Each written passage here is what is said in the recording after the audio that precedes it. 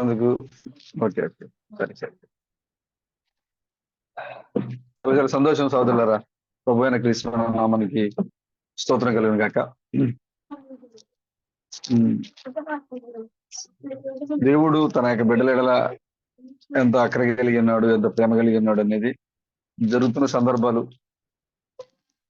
ప్రతి ఒక్కరి జీవితంలో దేవుడు అనుమతిస్తున్న కార్యాలు, దేవుడు తన బిడ్డల్ని విశ్వాసంలో నడిపించడానికి ఆ గొప్ప ఎత్తబాటులో ఏమాత్రం ఆగిపోకుండా, ఎత్తబాటును కోల్పోకుండా ప్రభుతో కలుసుకోవడానికి ప్రభు నడిపిస్తున్నటువంటి యొక్క ఆ కార్యాన్ని బట్టి నిజంగా దేవాది దేవుడైన క్రీస్తు బ్రహ్మ నామానికి స్తోత్రం కలిగిన గాక. హల్లెలూయా. సమయంలో మరి సహోదరులందరూ కూడా చాలా చక్కగా చాలా విషయాలు పంచుకున్నారు. ప్రేమ బ్రదర్ బాగా లీడ్ చేశారు. నేను మధ్య మధ్యలో గమనిస్తూనే ఉన్నా. బ్రదర్ బాగా లీడ్ చేశారు. 7:30 కాడ నుంచి 9:30 వరకు దరిదాపుగా 2 గంటలు సహోదరులందరినీ బాగా లీడ్ చేసి నడిపించారు. దాన్ని బట్టి ప్రభు సహోదరుని బలపరిచి దీవించిన కాక. అదేవిధంగా పాటలు పాడారు సిస్టర్స్, సహోదరులు అందరూ కూడా. లక్ష్మణ్ గారి పాట బాగా నచ్చింది నాకు. లక్ష్మణ్ గారు పాట పాడారు, బాగా నచ్చింది. అప్పుడే వచ్చింది నేను. బాగా పాడారు బ్రదర్. వందనాలు సార్ లక్ష్మణ్ గారు. వందనాలు. చాలా గొప్ప సాక్ష్యాన్ని కలిగి ఉన్నారు మీరు. మేము ఎంత గొప్పగా మిమ్మల్ని నడిపించాలనుకున్నా, లేదా మేము ఏదో ఒకటి చెప్పి మిమ్మల్ని బలపరచాలనుకున్నా కూడా అది మా వల్ల కాదు.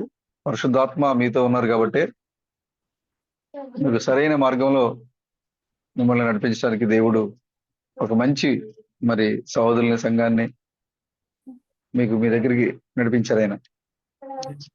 నిజంగా చాలా సంతోషం బ్రదర్. మీరు మా దగ్గర రావటం, మీ జీవితంలో దేవుడు జరిగించిన కార్యాలని మాతో పంచుకోవటం మమ్మల్ని మరింత విశ్వాసాలు నడిపిస్తూ ఉంది. మీ యొక్క సాక్ష్యం, మీ యొక్క అనుభవాలు చాలా గొప్పగా ఉంది. దేవుడు మనతో ఉన్నాడు అని చెప్పడానికి దీనికన్నా రుజువులు మనకు ఇంకోటి లేదు. ఇప్పుడు ముగింపు సమయం అని విశ్వాసాల కన్నా సాతానికి ఎక్కువ తెలుసు. ఎందుకంటే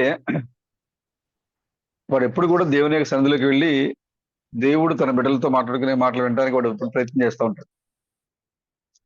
కాబట్టి దేవుడు ఈ చివరికాల సమయంలో ప్రవక్త ద్వారా సంఘంతో మాట్లాడిన విషయాలను వాడు చూసి సంఘం తెలుసుకోకపోవచ్చు.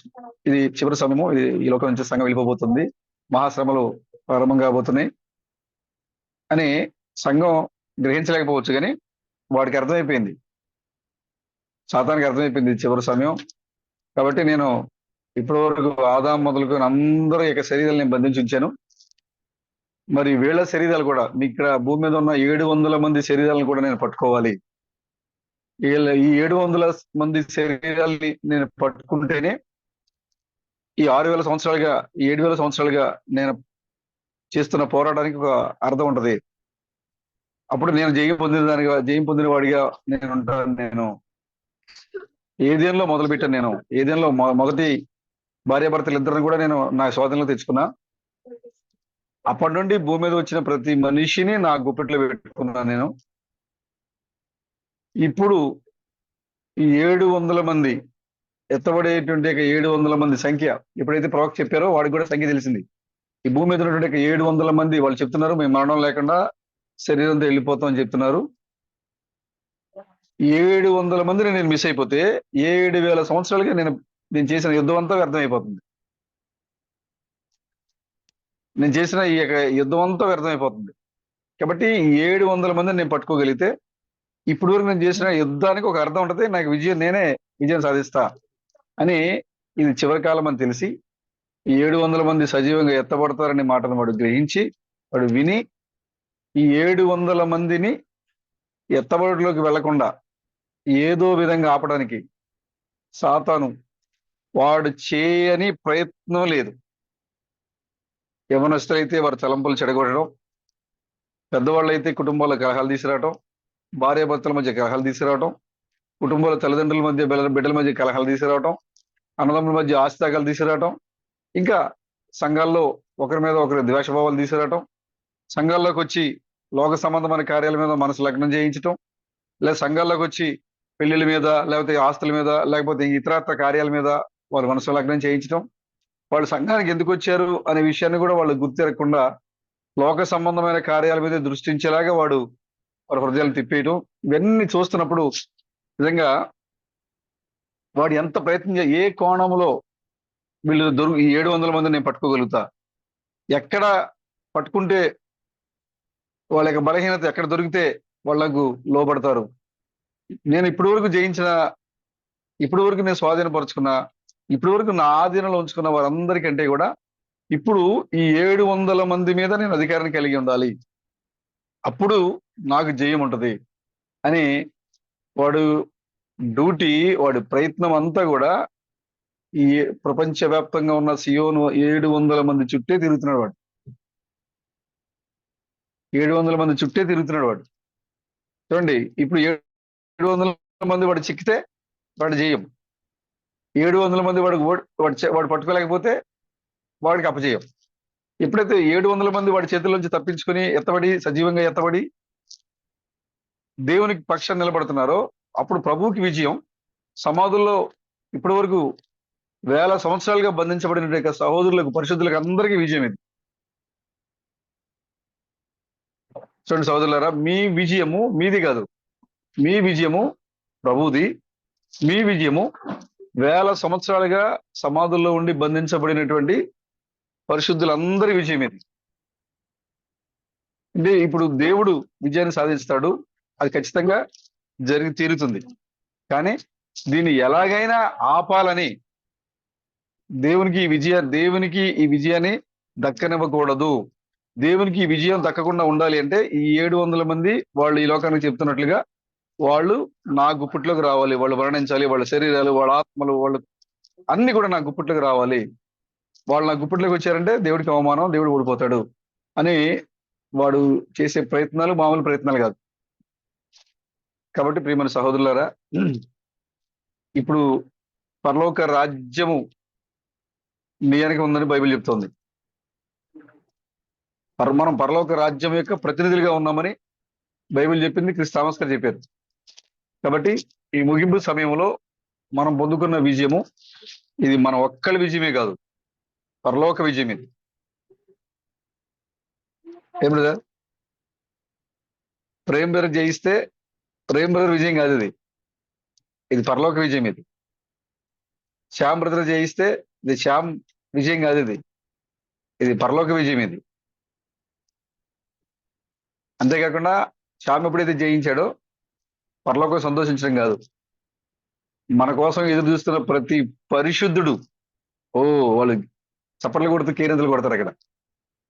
కారణం వారు జయించారు, వారి విజయము నా విజయం. అంటే మనం జయిస్తే పరలోకానికి విజయము, మనం జయిస్తే చనిపోయి సమాధిలో ఉన్న పరిశుద్ధులకు కూడా విజయం. కాబట్టి ఈ విజయాన్ని వాడు సొంతం చేసుకోవాలని, సాతాను లాక్కోవాలని అనేక రూపాల్లో, అనేక విధాలుగా స్త్రీ పురుషుల దగ్గరికి వచ్చి, సహోదరుల దగ్గరికి వచ్చి వాళ్ళని ఏదో విధంగా విశ్వాసం నుంచి చెడగొట్టాలి, ఏదో విధంగా పాపంలో పడేయాలి, ఏదో విధంగా వాళ్ళలో అపవిత్రత కలిగజేయాలి, దేవునికి నివాస యోగ్యంగా లేకుండా చేయాలి అని వాడు ప్రయత్నం చేస్తూ ఉంటాడు. కాబట్టి ప్రతి క్షణము కూడా అప్రమత్తంగా ఉండండి. ఏమరపాటుగా ఉన్నా సరే వాడు మిమ్మల్ని పాడు చేయటం చూస్తూ ఉంటాడు. కాబట్టి ప్రతి క్షణం, ముఖ్యంగా యవన సహోదరులు, ప్రతి క్షణం మీ తలంపుల్ని, ప్రతి క్షణం మీ హృదయాల్ని, ప్రతి క్షణం మీ ఆలోచనల్ని మీరు కంట్రోల్లో పెట్టుకోండి. సాతానికి మాత్రం కూడా అవకాశం లేకుండా నన్ను ఈ లోకానికి తీసుకుని వచ్చి మనకి జీవాన్ని ఇచ్చి, ఒక రూపాన్ని ఇచ్చి, ఒక వ్యవస్థనిచ్చి, ఒక సంఘాన్ని ఇచ్చి, రక్షకుడిగా దిగి వచ్చి కల్వరిలో భూమికి ఆకాశానికి మధ్యలో వేలాడే రక్షణనిచ్చి, అదే దేవుడు రెండవ రాకడలో భూమి మీదకి విమోచకుడిగా వచ్చి అమెరికా వీధుల్లో అతి భయంకరంగా శాపగ్రస్తమైన మరణాన్ని పొందుకొని మరణించి మనకు విమోచన ఇచ్చి, నీకు రక్షణ విమోచన ఇచ్చిన దేవుడు కొత్తనామాన్ని ఇస్తున్నాడు, నువ్వు విమోచన పొందుకున్నావు, పరలోక ప్రతినిధులుగా మీరు మొదటి పౌరులుగా ఉన్నారు అని చెప్పడానికి మరలా ఆయనే ఇండియా దేశానికి వచ్చి సింహం వలె ఆర్పాటించి ఇన్ని గొప్ప కార్యాలు చేశాడు ఆయన. కాబట్టి యవనస్తులు, ముఖ్యంగా సహోదరులు యవనస్తులు జాగ్రత్తగా ఉండండి. మీరు పొందుకునే విజయము వాక్యపక్షాన మీరు యుద్ధం చేస్తా ఉన్నారు. మీరు పొందుకునే విజయము అది మీకొక్కరికే కాదు, అది పరలోకానికి, పరలోక దేవుడికి, మన కోసం ఎదురు చూస్తున్న సమాధుల్లో ఉండి మన కోసం ఎదురు చూస్తున్న పరిశుద్ధుల యొక్క శరీరాలకి, మన కోసం ఎదురు చూస్తున్న పరిశుద్ధులది ఈ విజయం ఇది. కాబట్టి జాగ్రత్తగా మీ తలంపులు కట్టుకోండి, జాగ్రత్తగా మీరు మీ యొక్క ఆత్మీయ జీవితాన్ని కొనసాగించండి. హల్లెలూయా. ప్రభుకి స్తోత్రం కలుగును గాక. పరిశుద్ధ గ్రంథం నుంచి మనం మాట్లాడుదాం.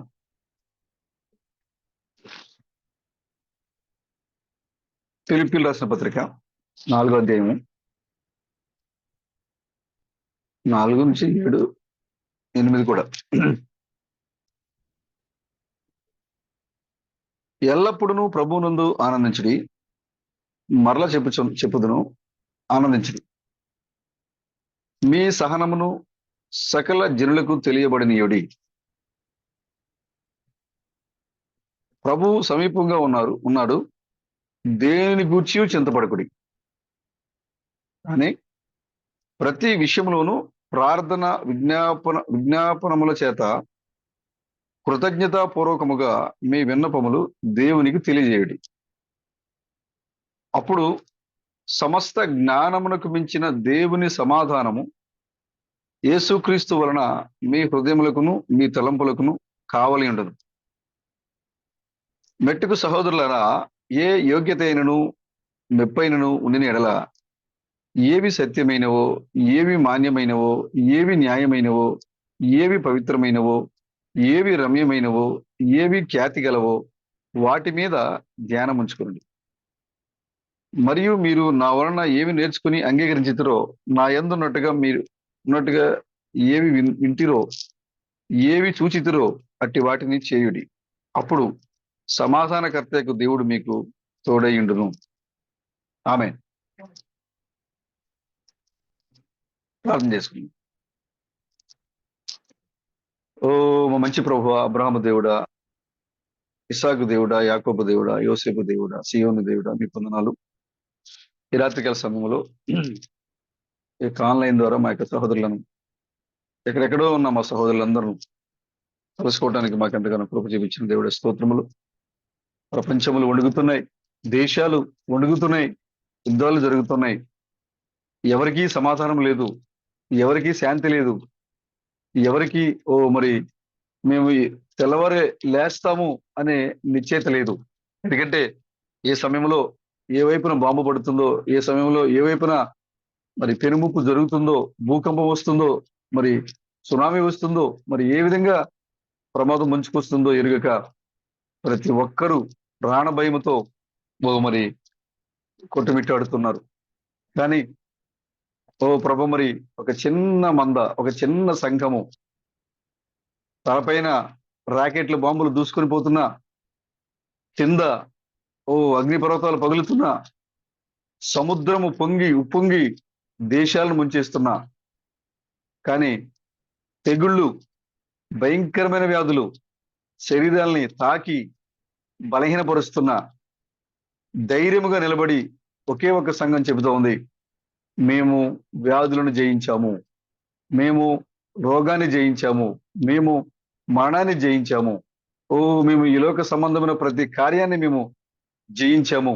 యుద్ధానికి మాకు భయం లేదు, సునామీ అంటే మాకు భయం లేదు, అగ్ని పర్వతాలు పగిలినా మాకు భయం లేదు, మా కాళ్ళ కింద నిలబడిన భూమి కంపించినా మాకు భయం లేదు, భయంకరమైన తెగుళ్ళు చుట్టుముట్టినా మాకు భయం లేదు.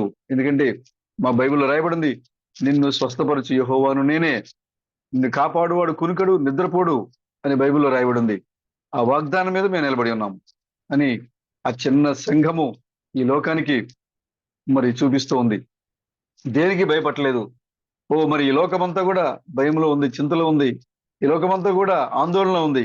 కానీ చిన్న సంఘము ధైర్యముగా ఉంచిన దేవుడు మీకే ఉన్నది. అది సంఘము ధైర్యం కాదు, కానీ మీరే మాలో ఉండి మాతో ఉండి మరి ఈ లోకం మీద జయం పొందడానికి మీరు మాకు ఇచ్చిన ఆ గొప్ప విజయమే ఉన్నది మా ప్రభువా. కాబట్టి ఓ ప్రభు, మరి ఈ యొక్క సమయంలో మాతో ఉండి నడిపిస్తున్నందుకు మీకు వందనాలు చెల్లిస్తున్నాం. చదవబడిన లేఖన భాగాలు మీ చేతులకు అప్పగించుకుంటున్నాం మా ప్రభు. మీరే అనువదించండి, మాతో మాట్లాడండి.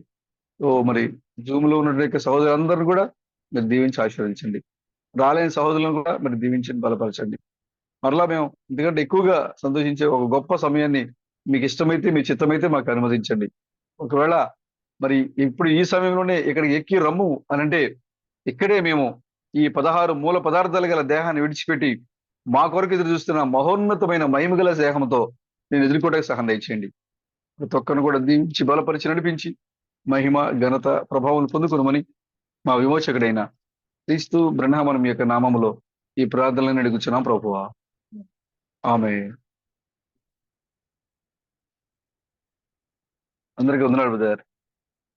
మరొకసారి మన యొక్క దేహ సంబంధమైన విమోచకుడైన క్రీస్తు బ్రహ్మణం నామానికి ఇప్పుడు ఎల్లప్పుడు నిత్యము స్తోత్రం కలుగును గాక. ఆమె. ఆమె.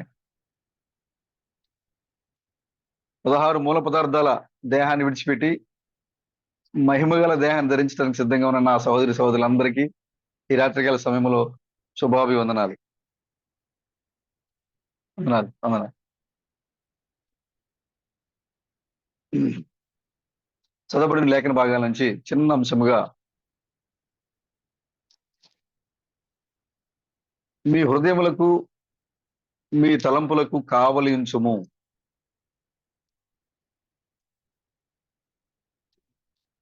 మీ హృదయాలకి మీ తలంపులకి కావలి ఉంచండి. పౌలు గారు చక్కగా మాట్లాడుతున్నారు. ఏమని మాట్లాడుతున్నారు? ఎల్లప్పుడూ ప్రభువునందు ఆనందించండి. ఎల్లప్పుడూ, ఉదయం సాయంత్రం మధ్యాహ్నం కాదు, ఎల్లప్పుడూ ప్రభువునందు ఆనందించడి. మరలా చెప్తాను. నేను అడిగితే ఒకటే చెప్తా, అదేంటంటే ప్రభువునందు ఆనందించడి. మనకి ఏ సమస్యలున్నా, మనకి ఏ ఇబ్బందులున్నా, మన కుటుంబంలో ఎలాంటి మరి సాతాను అలజడులు ఉన్నా కూడా ప్రభువునందు ఆనందించడి. శ్రీకాంత్ బ్రదర్ల పాప చనిపోయింది అని చెప్పగానే కొంచెం వెంటనే కొంచెం బాధ అనిపించింది. వెంటనే నేను వెళ్ళి లోపలికి వెళ్ళి మోకరించి ప్రార్థన చేశాను. ప్రభువా, నీ చిత్తం జరిగించావు, నీకు స్తోత్రం. సాతానికి వాడు భౌతికంగా లేడు కానీ వాడు పిచ్చెక్కిపోయాడు వాడికి. అసలు నేను వీళ్ళని దేవుడి నుంచి దూరం చేయాలని కదా నేను వాళ్ళకు సంఘంలో అలజడి తీసుకొచ్చింది. అసలు వాళ్ళు జరిగినప్పుడు వాళ్ళు దేవుడు ఎవరో యెహోవా ఎవరో దావీదు ఎవడో యశకుమారుడు ఎవడో అని నాబాల్ అన్నట్టుగా ఇప్పుడు వీళ్ళు కూడా ఈ 700 మంది కూడా అలాగే దేవుడిని దూషిస్తారేమో అని నేను వాళ్ళకి ఏదో ఒక రూపంలో శోధన తీసుకొస్తా ఉంటే, వీళ్ళేంటి ప్రభు నీ చిత్తం జరిగింది యోబు చెప్పినట్టుగా చెప్తున్నారు అని వాడు అసలు ఇంకా వాడికి ఎలా రియాక్ట్ అవ్వాలో, ఎలా స్పందించాలో, ఎలా ఏం చెయ్యాలో సంఘాన్ని అర్థం కాక వాడు వెళ్ళిపోతాడు. వాడికి అర్థమైపోయింది ఆల్రెడీ, నేను వీళ్ళు ఏం చేయలేను, వీళ్ళు నా చేతులకు రారు, వీళ్ళు ఇంతకుముందు నేను నా గుప్పిట్లో పెట్టుకునే మనుషులు లాంటి మనుషులు కాదు వీళ్ళు. వీళ్ళు మనుషులు కాదు, వీళ్ళు క్రీస్తులు, క్రీస్తు జాతిది. మనుష్య జాతిని అయితే వాడు గుప్పిట్లో పెట్టుకోగలిగాడు, కానీ క్రీస్తు జాతిని వాడు ఎలా పట్టుకోగలుగుతాడు? మన మూలవిత్రమైన క్రీస్తుని వాడు పట్టుకోలేకపోయాడు. మరి ఇప్పుడు కోత యొక్క ప్రథమ ఫలంగా వచ్చిన, కోత యొక్క ఫలాలుగా వచ్చిన మనల్ని ఎలా పట్టుకుంటాడు ఆయన? అసాధారణ మనల్ని కూడా పట్టుకోలేడు. నేను ఇంతకుముందు వాళ్ళందరినీ గుప్పిట్లో పట్టుకోగలిగే, కానీ ఈ వీళ్ళు సపరేట్ గా ఉన్నారు. ఇంతకుముందు నేను చూసిన జాతి వేరు, ఇంతకుముందు నేను చూసిన ప్రజలు వేరు, ఇప్పుడు నేను చూస్తున్న ప్రజలు వేరు. ఏం జరిగినా వీళ్ళది ఏం గుండెలండి అని వాడు ఏం చేయాలో తెలియక వాడు చివరి ప్రయత్నం అంతా కూడా చేస్తా ఉన్నాడు. కాబట్టి ఏం జరిగినా సరే, పౌలు గారు అంటున్నారు, ఏం జరిగినా సరే ప్రభువునందు మీరు ఆనందించండి. నేను మరలా చెప్తాను, ప్రభువునందు మీరు ఆనందించండి. ఒక విశ్వాసికి దీనికి మించిన ఆదరణ కలిగించే మాట ఏముంది బ్రదర్? ఇది మనకు అర్థమైతే, ఈ పాయింట్ మనకు అర్థమైతే ఏ విషయంలో కూడా మనం చింతపడి ఉండం. అది ఎలాంటి విషయమనే మనకు బాధ ఉండదు. ఎల్లప్పుడూ ప్రభువునందు ఆనందించండి. ఏంటి బ్రదర్, ఇంట్లో ఏదైనా భయంకరమైన కార్యం జరిగినప్పుడు ఎల్లప్పుడూ ప్రభువునందు ఆనందించండి. ఏం జరిగినా ప్రభువునందు ఆనందించండి. నేను మరలా చెప్తాను, మరలా ఆనందించండి. మరలా చెప్తాను, ఆనందించండి. మరలా చెప్తాను, ఆనందించండి. ఎన్నిసార్లు చెప్పినా ప్రభువునందు ఆనందించండి, లోకం కాదు, లోక కార్యాలతో కాదు. కొంతమందికి సంఘంలోకి వస్తే ఆనందం ఉండదు, లోకస్తులతో గెలిస్తే టైం పాస్ చాలా అయిపోద్ది వాళ్ళకి. ప్రభుత్వం 2 గంటలు గడపాలంటే వాళ్ళకి కుదరదు, కానీ లోకంతో ఎన్ని గంటలు గడుపుతారో తెలియదు. కానీ పౌలు గారు ఏం చెప్తున్నారంటే లోకంతో ఆనందపడమని చెప్పట్లా, ప్రభువునందు ఆనందపడండి. ప్రార్థన చేయడం ద్వారా, బైబిల్ చదవడం ద్వారా, సహోదరులతో సహవాసం చేయడం ద్వారా, వాక్యాన్ని పంచుకోవడం ద్వారా, దేవుణ్ణి ఆరాధించడం ద్వారా, దేవుని గురించి చెప్పుడు ద్వారా, స్తుతించడం ద్వారా, కీర్తనలు పాడడం ద్వారా, ఈ విధంగా ఎల్లప్పుడూ ప్రభువునందు మీరు ఆనందించండి. చూడండి, ప్రభువునందు ఆనందించండి. మరలా చెప్పుదును, ఆనందించండి. మీ సహనమును అనగా మృదుత్వమును, ఏంటంట, మీ ప్రేమను, మృదుత్వం, మీలో ఉన్న మృదుత్వాన్ని, మీ సహనాన్ని సకల జనులకు తెలియబడినవి. దేవుని పక్షాన మీరెంత మృదుత్వం కలిగి ఉంటారో అది సకల జనులకు తెలియాలి. దేవుని గురించి చెప్పడానికి మీరు ఎంత ఓపికతో ఉంటారో, ఎంత మృదుత్వంగా మాట్లాడతారో అది సకల జనులకు తెలియాలి. దేని గూర్చి ప్రభువు సమీపంగా ఉన్నారు, దేని గూర్చి చింతపడకుడి. ఏదైనా సరే, మరి ఎంత గొప్ప విషయం రాశారు బ్రదర్ పౌల్ గారు ఫిలిప్పీ సంఘానికి. ఇది ఫిలిప్పీ సంఘానికే కాదు, ఇప్పుడు మనకు కూడా రాశాడు ఆయన. ఇక్కడున్న సూపర్ చర్చ్ కూడా రాశాడు ఆయన. అప్పుడే 2000 సంవత్సరాల క్రితం రాశాడు. అత్యర్థమైన సంఘమా, ఎల్లప్పుడూ ప్రభువునందు ఆనందించడి, మీ మృదుత్వాన్ని సకల జనులకు తెలియజేయండి. ప్రభువు సమీపంగా ఉన్నారు కాబట్టి ఏది జరిగినా మీరు బాధపడద్దు. ఏది జరిగినా, ఆ ఫిలిప్పీ సంఘానికే కాదు, ఇక్కడున్న ఈ సంఘానికి కూడా రాశాడు ఆయన. ఏం జరిగినా మీరు బాధపడద్దు, దేని గూర్చి మీరు చింతపడకూడదు, కానీ ప్రతి విషయంలో ప్రార్థన విజ్ఞాపనముల చేత కృతజ్ఞత పూర్వకముగా మీ విన్నపములు దేవునికి తెలియజేయండి. అది మీరు చేయాల్సింది. చింతపడటం కాదు, దేవుని విడిచిపెట్టడం కాదు, దేవుని దూషించడం కాదు. ఏదొచ్చినా సరే చింతపడద్దు. అది ఎలాంటి విషయం అనేది మీరు చింతపడద్దు. దాన్ని, ఆ చింతని, లేదా మీకు బాధను కలిగించేది, లేదా మీకు చింతను తీసుకొచ్చేది, దాన్ని ప్రార్థన విజ్ఞాపనగా మీరు దేవుని దృష్టికి తీసుకెళ్ళండి.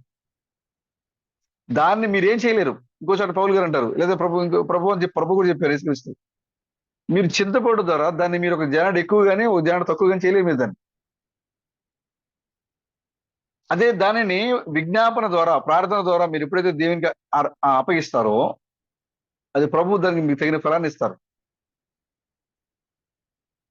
మీరు దేని గురించి చింతపడద్దు.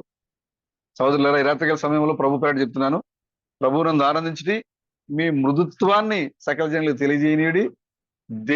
ప్రభు సమీపంగా ఉన్నారు. ప్రభు ఇంతకు ముందు 2000 సంవత్సరాల క్రితం అందరికి దూరంగా ఉన్నారు, కానీ ఇప్పుడు మనకు సమీపంగా ఉన్నాడు ఆయన. మీరు దేని గురించి చింతపడద్దు. ఒకవేళ మీకు ఏదైనా ఉంటే కనుక విజ్ఞాపనల ద్వారా, ప్రార్థనల ద్వారా ప్రభుకి అప్పగించండి. ప్రభు మీకు ఖచ్చితంగా సమాధానం ఇస్తారు. చూడండి, అప్పుడు సమస్త జ్ఞానమునకు, ఇది మనకి ఇంపార్టెంట్. 7వ వచనం, ఈ 7వ వచనం మనకు చాలా ఇంపార్టెంట్. అప్పుడు సమస్త జ్ఞానమునకు మించిన దేవుని సమాధానము యేసుక్రీస్తు వలన మీ హృదయములకు, మీ తలంపులకు కావలి ఉండును. ఇది మనకు ఇంపార్టెంట్. ఇప్పుడు మీ తలంపులకి, మీ హృదయాలకి కావలి ఉండేది ఏంటి అంటే దేవుని యొక్క సమాధానం. మీ హృదయాలకి కావలి ఉండాలి, మీ హృదయాలకి కావలివాడు ఉండాలి, మీ తలంపులకి కావలివాడు ఉండాలి. మీ హృదయాల్ని మీరు కట్టుకోవాలి, మీ తలంపుల్ని మీరు కట్టుకోవాలి. మీ హృదయాల్ని మీరు కంట్రోల్ చేయాలన్నా, మీ తలంపుల్ని మీరు కంట్రోల్ చేయాలన్నా, పౌలు గారు చెప్తున్నారు ఇక్కడ, సమాధానము దేవుని సమస్త జ్ఞానమునకు మించిందంట దేవుని సమాధానం. ఆయన ఆ మేధావి, ఈయన పండితుడు, ఆయన ఈ పండితుడు అని ఈ లోకంలో చెప్పేదానికన్నా దేవుని యొక్క సమాధానము, సమస్త జ్ఞానమునకు మించిన దేవుని సమాధానము మీ హృదయాలకి, మీ తలంపులకి అది అడ్డుకట్ట. అది కంట్రోల్ చేస్తుంది. మీ హృదయాన్ని కంట్రోల్ చేస్తుంది బ్రదర్. ఏంటంటే ఎల్లప్పుడూ మీరు ప్రభువునందు ఆనందించండి, మీ తలంపులు కంట్రోల్లో ఉంటాయి. ఏ విషయం జరిగినా మీరు చింతపడకుండా ప్రభువుకి అప్పగించండి. మీ హృదయ కంట్రోల్లో ఉంటుంది. దేవుని గురించి చెప్పడానికి మృదుత్వంగా మీ లక్షణాలు మార్చుకోండి, మీరు కంట్రోల్లో ఉంటారు. దేవుడు సమీపంగా ఉన్నాడు అని మీరు గ్రహించగలిగితే, నాకు దగ్గరగా ఉన్నాడు, నాలో ఉన్నాడు అని మీరు గ్రహించగలిగితే, మీ హృదయము, మీ తలంపులు మీ కంట్రోల్లో ఉంటాయి. అదే దేవుని యొక్క సమాధానం. ముఖ్యంగా ఈ చివరి సమయంలో మన తలంపులు కంట్రోల్లో ఉండాలి. ఏ ఖర్చు లేకుండా ప్రపంచం అంతా తిరిగి వచ్చేది, ప్రపంచాన్ని మించి అవసరమైతే మన తలంపు పరలోకానికి కూడా వెళ్ళిపోద్ది. ఇప్పుడు పరలోకంలో ఇప్పుడు దేవుడు ఏం చేస్తుంటాడు, ఎటు కూర్చొని ఆలోచిస్తాం మనం, వెళ్ళిపోద్ది, మరి దానికి ఖర్చు లేదు కదా. ఇప్పుడు ప్రభు అంటారు, మీ తలంపులు పాపం కాకూడదు అంటాడు ఆయన. మీ హృదయం పాపంతో నిండిపోకూడదు అంటారు ఆయన. మీ తలంపులు పాపంతో నింపబడకుండా ఉండాలన్నా, పాపం కాకుండా ఉండాలన్నా, మీ హృదయం పాపంతో నిండిపోకుండా సమాధానంతో నింపబడి ఉండాలన్నా కూడా మీరు వాటికి అడ్డుకట్ట వేయాలి. ఎలా అడ్డుకట్ట వేయాలి? దేవుని సమాధానము అనే దాన్ని మీ హృదయంలో ఉంచుకోవాలి. దేవుని జ్ఞానము, వాక్యము, సహవాసము, ప్రేమ, ఇవన్నీ కూడా మనం ఎప్పుడైతే మనలో ఉంచుకుంటామో, దేవునితో మన యొక్క ప్రతి ఒక్క అవసరతని, మన ప్రతి ఒక్క చింతని, ప్రార్థన విజ్ఞాపన మూలంగా ప్రభుకి మనం ఎప్పుడైతే అప్పగిస్తామో, ఎప్పుడైతే ప్రభువునందు మనం ఎల్లప్పుడూ ప్రభువునందు మనం ఆనందిస్తామో, అప్పుడు లోక సంబంధమైన ప్రతి కార్యానికి మనం దూరంగాను దేవునికి దగ్గరగా వస్తాం. అదే పౌలు గారు ఫిలిప్పీ సంఘానికి అదే రాశారు. మీరు యవనస్తులారా మీ తలంపులు కట్టుకోండి, యవనస్తులారా మీ హృదయాన్ని కట్టుకోండి. మీకు కట్టుకోవాలంటే మీకు మీరుగా ఉండలేరు, కట్టుకోలేరు. కాబట్టి ఇలా ఉండండి. కాబట్టి ఈ రాత్రికాల సమయంలో సహోదరులకు కూడా పౌలు గారు చెప్పిన మాటలు బట్టి నేను కూడా చెప్పేది ఏంటంటే, మీ హృదయాన్ని కట్టుకోండి, మీ తలంపులు కట్టుకోండి, మీ హృదయాన్ని కాపాడుకోండి, మీ తలంపుల్ని కాపాడుకోండి. చూడండి, బైబిల్లో దావీదు ఉన్నాడు. ఒక నిమిషం బ్రదర్, నా చాటింగ్ అయిపోతుంది, చాటింగ్ పెట్టుకోండి. మీ హృదయాలు కట్టుకోవాలి, మీ తలంపులు కట్టుకోవాలి. ఎలా కట్టుకోవాలి అనేది బైబిల్ చెప్తుంది. చూడండి, దావీదు మంచి రాజు, పశువుల కాపరిగా, గొర్రెల కాపరిగా, తండ్రి ఇంట్లో కూడా సమయాన్ని కేటాయించకుండా ఎల్లప్పుడూ కూడా ఆ అరణ్యంలోనే ఆ యొక్క గొర్రెల మధ్యలోనే పడుకొని గొర్రెలతోనే సహవాసం చేసి, మోషే మాటలాగా దావీదు మాట కూడా మారిపోయింది. ఎలా కంట్రోల్ చేయాలి మందని కంట్రోల్ చేయాలి. మందని కంట్రోల్ చేయాలంటే పశువులు కాపరాయి. ఎలా కంట్రోల్ చేయాలి? హే హే హే డ్రు డ్రు డ్రు అని పిలవాలండి. ఇక మనుషులతో సహవాసం లేదు, ఇక గొర్రెలతోనే సహవాసం. మనుషుల భాష ఇక ఆయనతో మాట్లాడలేదు, ఎందుకంటే ఎవరు లేరు ఆయనతో మాట్లాడుకోవడానికి. ఇక వాటితోనే సహవాసం. దేవుడు ప్రతిది కూడా ఒక ఉద్దేశంతోనే, ఒక ప్రణాళికతోనే ఆయన నడిపించుకుంటూ వస్తాడు. ఆయన పశువుల కాపరిగా ఉన్నటువంటి లేదా గొర్రెల కాపరిగా ఉన్న ఒక దావీదుని, గొర్రెల కాపరిగా ఉన్న ఒక మోషేని నోటి మాంద్యం గల వాడిగా మార్చాడు దేవుడు. ఎందుకు నోటి మాంద్యం అయిపోయిందంటే, ఆయన అంటాడు, మోషే అంటాడు, నాకు నోటి మాంద్యం, నేను వెళ్ళలేను, నేను మాట్లాడలేను. ఎందుకంటే ఆ ఐగుప్తులో నేర్చుకున్న విద్య అంతా పోయింది. ఇక ఇప్పుడు అక్కడ ఏదైనా కాన్ఫరెన్స్ లో ఉంటే ఆయన ఏదైనా భాష మాట్లాడతాడు, ఆ వాక్చాతుర్యం వస్తూ ఉంటుంది, దినదినం ఆ మాట ఇంప్రూవ్ అవుతుంది. మరి ఏం సమయానికి తగ్గట్టుగా జ్ఞానం వస్తుంది, ఏం మాట్లాడాలో అర్థం ఉంటుంది. కానీ 24 గంటలు గొర్రెల మేకల్లో ఉండి హై డ్రు డ్రు డ్రు అని పిలిచే వాళ్ళకి ఇంకా ఏం భాష ఇంప్రూవ్ అవుద్ది, ఏం భాష మాట్లాడతాడు ఆయన? ఇక అన్ని భాషలు మర్చిపోయి, అన్ని మాటలు మర్చిపోయాడు ఆయన, అన్ని భాషలు మర్చిపోయాడు. ఇప్పుడు ఆయనకు తెలిసింది ఒకటి, హే డ్రు డ్రు డ్రు అంటే ఆయన దేశానికి. లేదా ఆ గొర్రెని ఏ పేరుతో పిలుస్తూ పరిగెట్టుకు వస్తూ ఆ భాష తెలుసు ఆయనకి.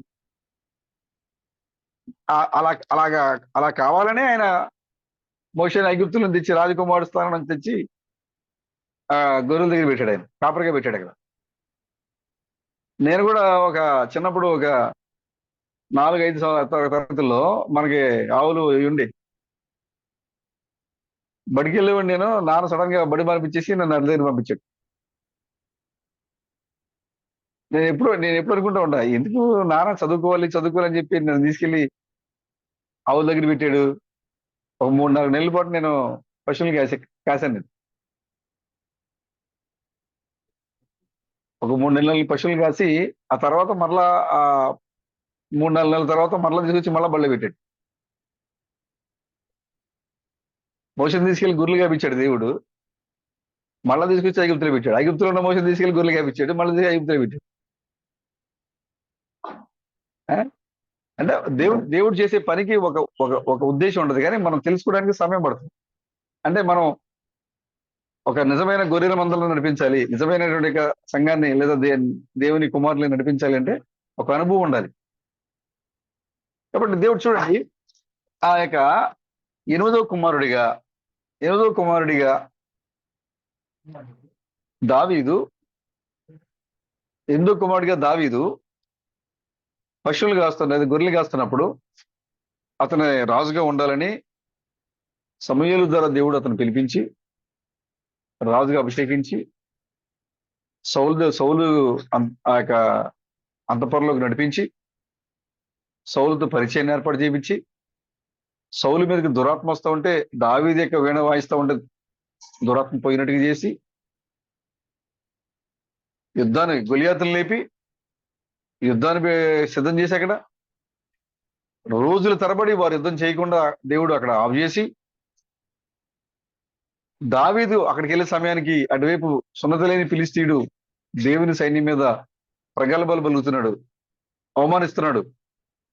దానికి చిన్న 17 ఏళ్ల బాలుడికి అవమానం కలిగింది. ఇదేంటి, ఊహించుకొని వచ్చాడు ఆయన, నా అన్నలు ఎలా ఉంటారు, బా మా పెద్దన్నకి యుద్ధ యుద్ధ కవచాలు ధరిస్తే భలే ఉంటాడు మా అన్నయ్య, అసలు మా అన్నయ్య అంత బాగుంటాడంటే, ఎంత వాడిగా శత్రుని జయించగలడు, ఎంత వాడిగా చేయించి యుద్ధం చేయగలడు మా అన్న అని తన మనసులో అనుకుంటున్నాడు ఆయన. కానీ యుద్ధ రంగంలో చూస్తే డిఫరెంట్ సీన్ వేరే ఉంది. మనం అనుకుంటున్నాం అక్కడ ప్రేమ్ బ్రదరు బా ఎంత బాగా ప్రార్థన చేస్తారు, ఎంత బాగా నడిపిస్తున్నాడు అని మనం భౌతికంగా కనపడుతుంది మనకి. ఇప్పుడు మనం ఎక్కడ నిలబడాలి, యుద్ధ రంగంలో ఉన్నాం. మనం ఈ యుద్ధ రంగంలో ఉన్నప్పుడు మరి మనం ఎలా కనపడుతున్నాం, దావీదు అన్నలా కనపడుతున్నావా? దావీదు అనుకుంటున్నాడు, బా మా అన్నలు అసలు యుద్ధ వస్త్రాలు ధరిస్తే వాళ్ళు ఉంటారు, ఎందుకంటే స్వయంగా వాళ్ళ నాన్న చెప్పాడు, బా మా పెద్ద కుమారుడు రాజులో ఉంటాడండి. యుద్ధ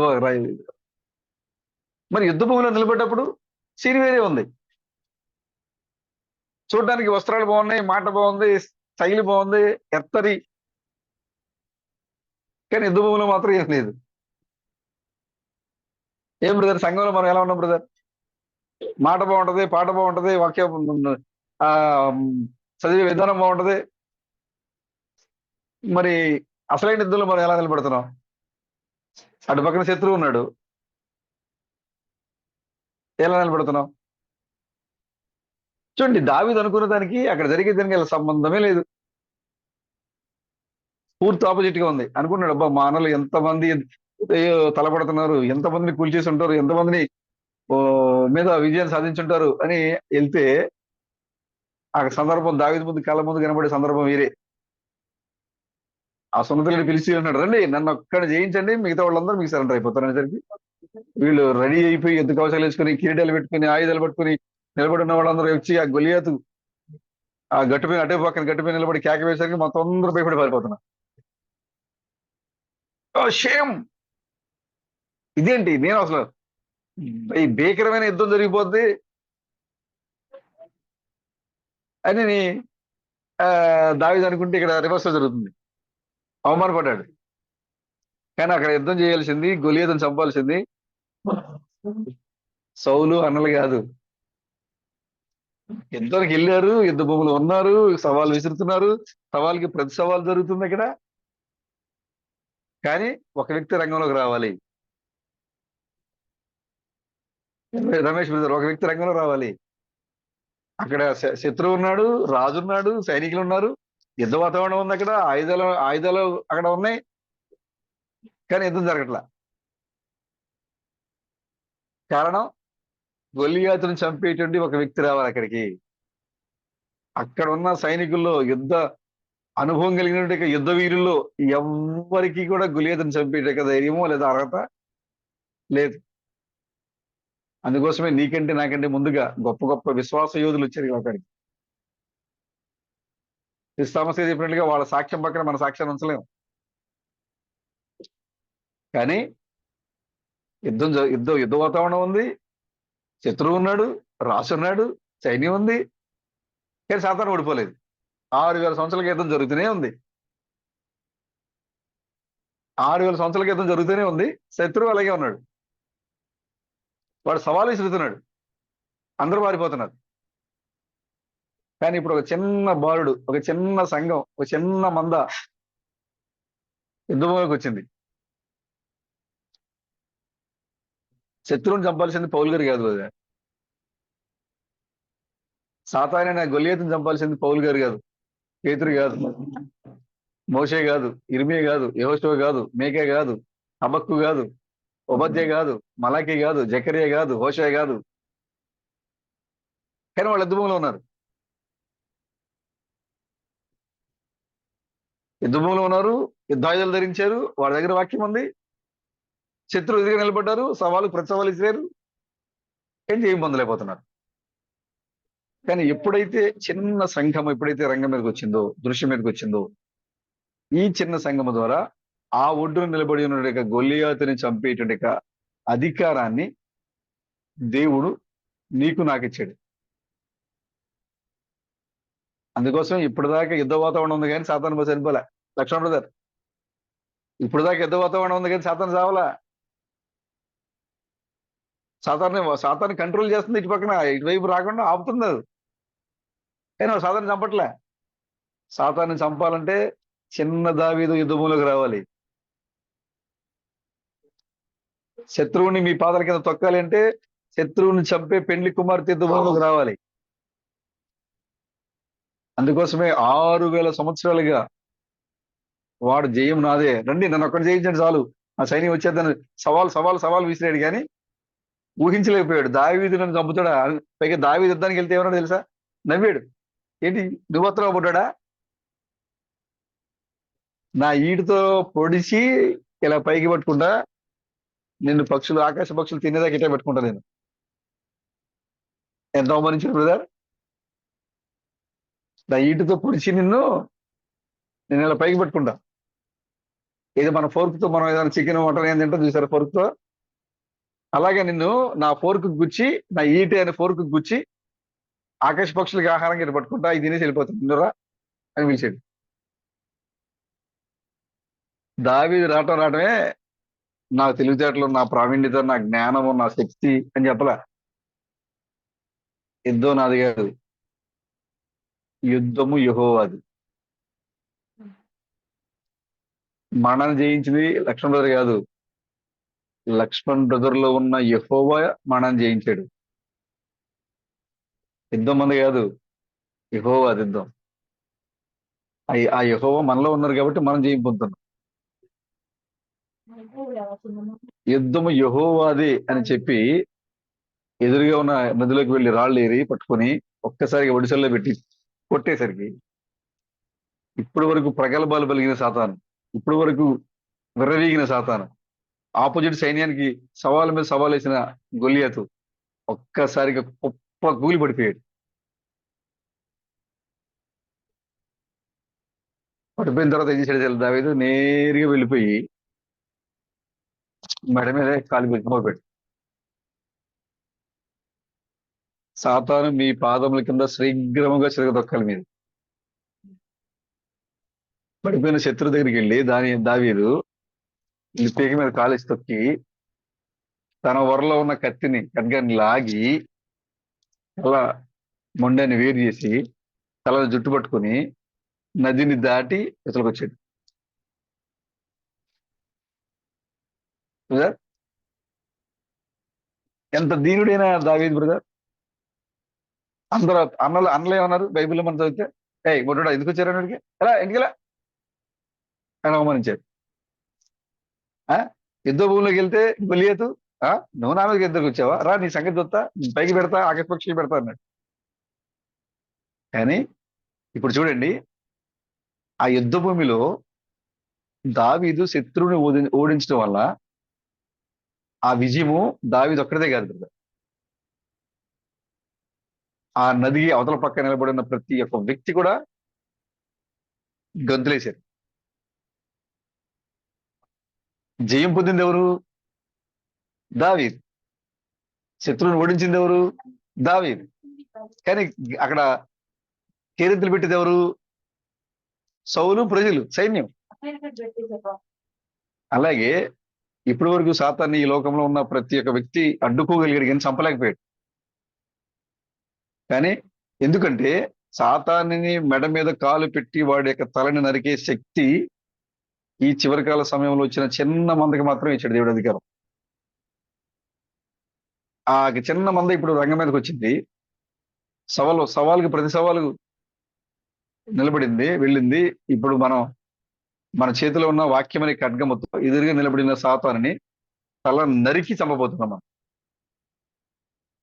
ఈ విజయము మన ఒక్కళ్ళదే కాదు, మన వెనక నిలబడిన ప్రతి ఒక్కరిది ఈ విజయం.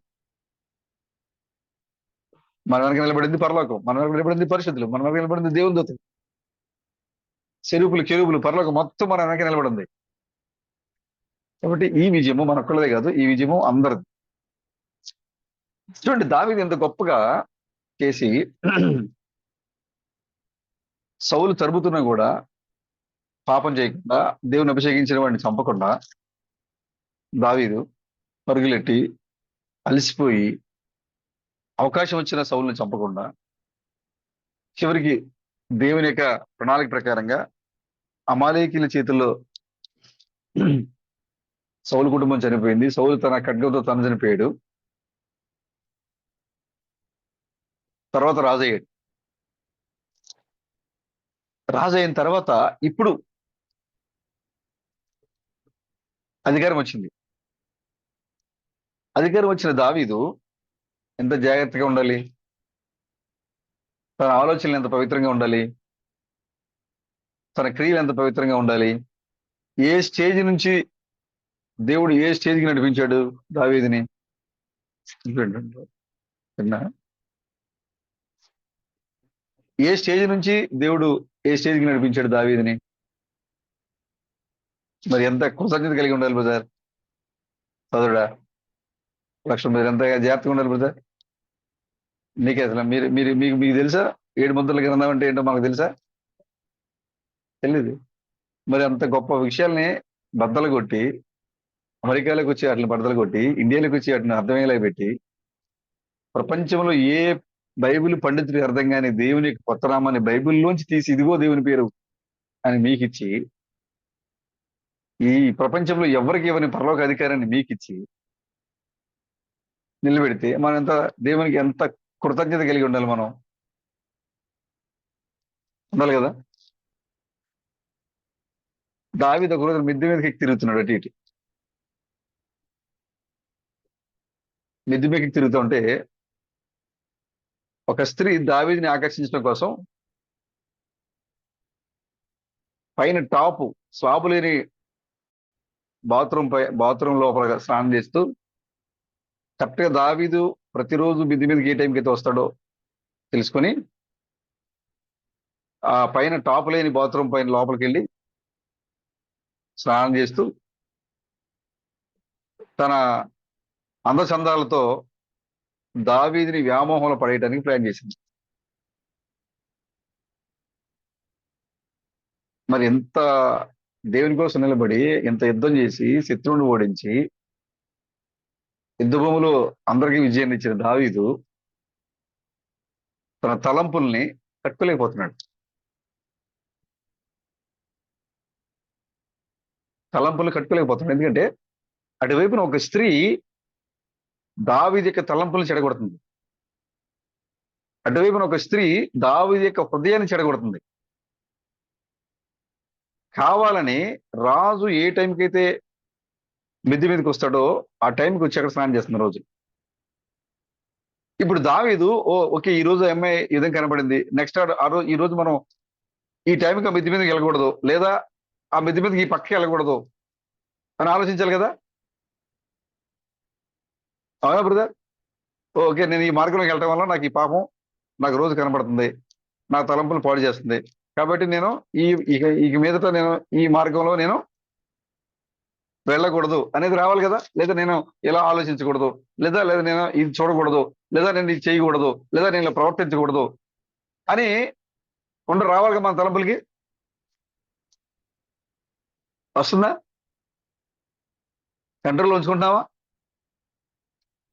అది ఒక స్త్రీ అనే కాదు అక్కడ, ఒక స్త్రీ గురించే కాదు అక్కడ. చూడండి, ఆకాను ఉన్నాడు. ఆకాను గొప్ప విశ్వాస యోధుడు. మోషే, యెహోషువ, కాలేబులతో పాటుగా ఇజ్రాయెల్ నడిపించడంలో కీలక పాత్ర పోషించాడు ఆకాను. మంచి మంచి నడవడిక కలిగిన వ్యక్తి. ముందే చెప్పాడు యెహోషువ, మీరు ఎరుకోలో ఏది ముట్టుకోవద్దు.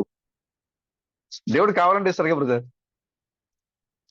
అక్కడ మిద్దెలు ఇచ్చాడు దేవుడు ఫ్రీగా వాళ్ళకి. వాళ్ళు కట్టని డబుల్ బెడ్రూమ్లు, త్రిబుల్ బెడ్రూమ్లు ఇచ్చాడు అక్కడ పాలు తెలుపు ప్రపంచ దేశంలో. మరి అంత ఆశీర్వదించిన దేవుడు వీళ్ళకి కావాలంటే ఇస్తాడు కదా. పైగా దేవుడు చెప్పాడు ఆల్రెడీ ప్రవక్త ద్వారా, మీరు ఇక్కడ ఈ దేశంలో ఏది ముట్టుకోవద్దు అని చెప్పాడు. వాటర్ వాటర్ బాటిల్ పట్టుకోవద్దని చెప్పారు. మరి ఇప్పుడు దేవుడు ప్రవక్త ద్వారా హెచ్చరించినప్పుడు మరి ఆగాలి కదా. ఆగాడా? అందరికీ చెప్పాడు, మీరు అయ్యో దీంట్లో ఎరుకలో మీరు ఏది పట్టుకోవద్దు, ప్రవక్త చెప్పాడు మనం పట్టుకోకూడదు, ప్రవక్త మాట మనం వినాలి, ప్రవక్తను మనం వెంబడించాలి, దేవుడు చెప్పింది ప్రవక్త మాట మనకు అదే అల్టిమేట్ అని చెప్పాడు. యుద్ధం చేసుకుంటూ వెళ్తున్నాడు. షినార్ వస్త్రం కనపడింది, అక్కడ మంచి జిగ్ జిగ్ జిగ్ కనపడింది వస్త్రం. అటు ఇటు చూశాడు, ఎవ్వరు లేదు. మన పాపాలు కూడా ఇలాగే ఉంటాయి. అటు ఇటు చూశాడు, ఎవరు లేరు. ఎదురుగా చూస్తే ఏం కనపడుతుంది? మంచి కాస్ట్లీ అంగి వస్త్రం కనపడుతుంది. దగ్గరలో ఎవరు లేరు, ఎవరు చూడలేదు, ఎదురుగా మంచి కాస్ట్లీ ఉంది. ఇప్పుడు ఏం చేయాలి? తీసుకోవాలి. వెంటనే తీసేసుకున్నాడు. ఒక స్త్రీ అనే కాదు, ఆయన తలంపులు కట్టుకోలేకపోయాడు. దేవుడు చెప్పాడు, ప్రవక్త హెచ్చరించాడు, మీ తలంపులను మీరు కట్టుకోండి, మీరు దాన్ని పట్టుకోవద్దు, మీరు ఐగుప్తులో ఉన్న దేన్ని మీరు ముట్టొద్దు, ఏది పట్టుకోవద్దు, అసలు తేవద్దని చెప్పాడు. ఆకారం చేశాడంటే ఎప్పుడైతే ఆ అందమైన వస్త్రం కనపడిందో తన హృదయం వెళ్ళిపోయింది అక్కడికి. ఎంత బాగుంది, ఇది నేను వేసుకుంటే ఎంత బాగుంటది, లేదా నా కుటుంబ సభ్యులకి ఎంత బాగుంటది, ఎవరు చూడలేదు కదా అంతే చేసుకున్నాడు. ఒక వస్తువు అయిపోయింది. రెండో వస్తువు ఎదరికెళ్ళాడు. వెండి. వెండిని చూశాడు. వెండి, అయ్యో మనం అక్కడికి వెళ్తే సుఖ సౌఖ్యాలతో జీవించడానికి ఈ వెండి మనకు ఉపయోగపడుతుంది, ఎవరు చూడట్లేదు కదా. అంటే తన తలంపుల్ని ఏం చేసుకోలేకపోతున్నాడు, కట్టుకోలేకపోతున్నాడు. తన హృదయాన్ని కంట్రోల్ చేసుకోలేకపోతున్నాడు. ఎందుకంటే ఎదురుగా ఆ ఆ యొక్క ఆ లోక సంబంధమైన కార్యాలు, లోక సంబంధమైనవి అన్ని కనపడుతున్నాయి ఆయనకి. ఇంకొద్ది తిరిగేసరి బంగారం కనపడింది, బంగారం కడ్డీ కనపడింది. అంటే ఎంత జాగ్రత్తగా ఉండాలని నిర్ణయం తీసుకుని బయలుదేరిన ఆకాను లోకం ఆకర్షించేసింది. కారణము తన హృదయాన్ని కంట్రోల్ చేసుకోలేకపోవడం, తన తలంపుల్ని కంట్రోల్ చేసుకోలేకపోవడం. దేవుడు చెప్పాడు, ఎదురుగా కనపడింది వస్త్రం, చెప్పాడు దేవుడు పట్టుకోవద్దు. వెంటనే మనం కంట్రోల్ చేసుకోలే, అది మనం పట్టుకోకూడదు, లేదు మనం చేయకూడదు, అది మనం ఆ వైపు మనం వెళ్ళకూడదు అని మన కంట్రోల్ రావాలి. శరీర వస్త్రం తీసుకుంటున్నాం, వెండి తీసుకుంటున్నాం, బంగారం తీసుకుంటున్నాం, ఒకదాని తర్వాత ఒకటి తెచ్చి గుడారంలో పెడుతున్నాం. అంటే నీ తలంపుల మీద నీ కంట్రోల్ లేదు, నీ హృదయం మీద నీ కంట్రోల్ లేదు. పాపం తీసుకొచ్చి మనం మూట కట్టుకుంటున్నాం. పైగా ఎవరు లేరు కదా, ఎవరు చూడలేదు కదా అనుకుంటున్నాం. అది ఎవరు చూడకూడదు, ఆయన చూస్తున్నాడు. మిగతా వాళ్ళు చూసిన ఉపయోగం పర్వాలేదు. రాజు బ్రదర్ మీరు ఈ పని చేస్తున్నారు, ఇది చేయకూడదుగా బ్రదరు, పర్లేదు బ్రదర్ అని నేను వాళ్ళకి చెప్పొచ్చు. కానీ ఇంకో ఆయన చూస్తున్నాడు, ఆయన ఎవరికి ఏం చెప్తాం? ఆయన మనం మోసం చేయలేం కదా. హృదయ రహస్యాలు ఎరిగిన దేవుడు ఆయన. మరి నీ హృదయాన్ని కంట్రోల్లో ఉంచుకోవాలి, నీ తలంపులు కంట్రోల్లో ఉంచుకోవాలని నువ్వు ఏది ముట్టకూడదని దేవుడు చెప్తే, వాక్య ప్రకారంగా తన హృదయాన్ని తన తలంపులు కంట్రోల్లో ఉంచుకోవాల్సిన ఆకాను లోకంలో పడిపోయాడు. చూడండి, హృదయము కంట్రోల్లో లేకపోవటం వల్ల, చూసిన దానిని దేవుడు చేయొద్దన్న పనిని చేయడం వల్ల, తెచ్చి పెట్టుకోవడం వల్ల ఆకాను ఇంట్లోనికి మరణం వచ్చింది, సంహారదూత ప్రవేశించింది. అందుకోసమే పౌలు గారు ఏమంటారంటే, క్రీస్తు సమాధానముతో మీ హృదయాల్ని కట్టుకోండి, క్రీస్తు సమాధానముతో మీ తలంపులకు కావలి ఉంచండి. సహోదరులరా, ఈ రాత్రికాల సమయంలో క్రీస్తు నామంలో నేను చెప్పేది ఏంటంటే, మీ తలంపులకి కావలి ఉంచండి. ఆ కావలి వాడు ఎవరై ఉండాలంటే క్రీస్తే ఉండాలి. మీ తలంపులకి కావలి ఉంచండి, ఆ కావలి వాడు క్రీస్తే ఉండాలి. మీ హృదయాలకి కావలి ఉంచండి, ఆ కావలి వాడు క్రీస్తే ఉండాలి. ఆ కావలి వాడు ఉన్నప్పుడు నీ యొక్క ద్వారం దగ్గరికి, నీ మనసులోనికి, నీ హృదయంలోనికి ఏదైనా రావాలి అంటే ఆ కావలి వాడు అక్కడే కంట్రోల్ చేస్తాడు. నువ్వు ఈ లోపలికి వెళ్ళడానికి నీకేమైంది ఐడెంటిటీ? ఆ కావలి వాడు నీ హృదయం దగ్గర నిలబడాడు అనుకో బ్రదర్, లక్ష్మణ్ బ్రదర్,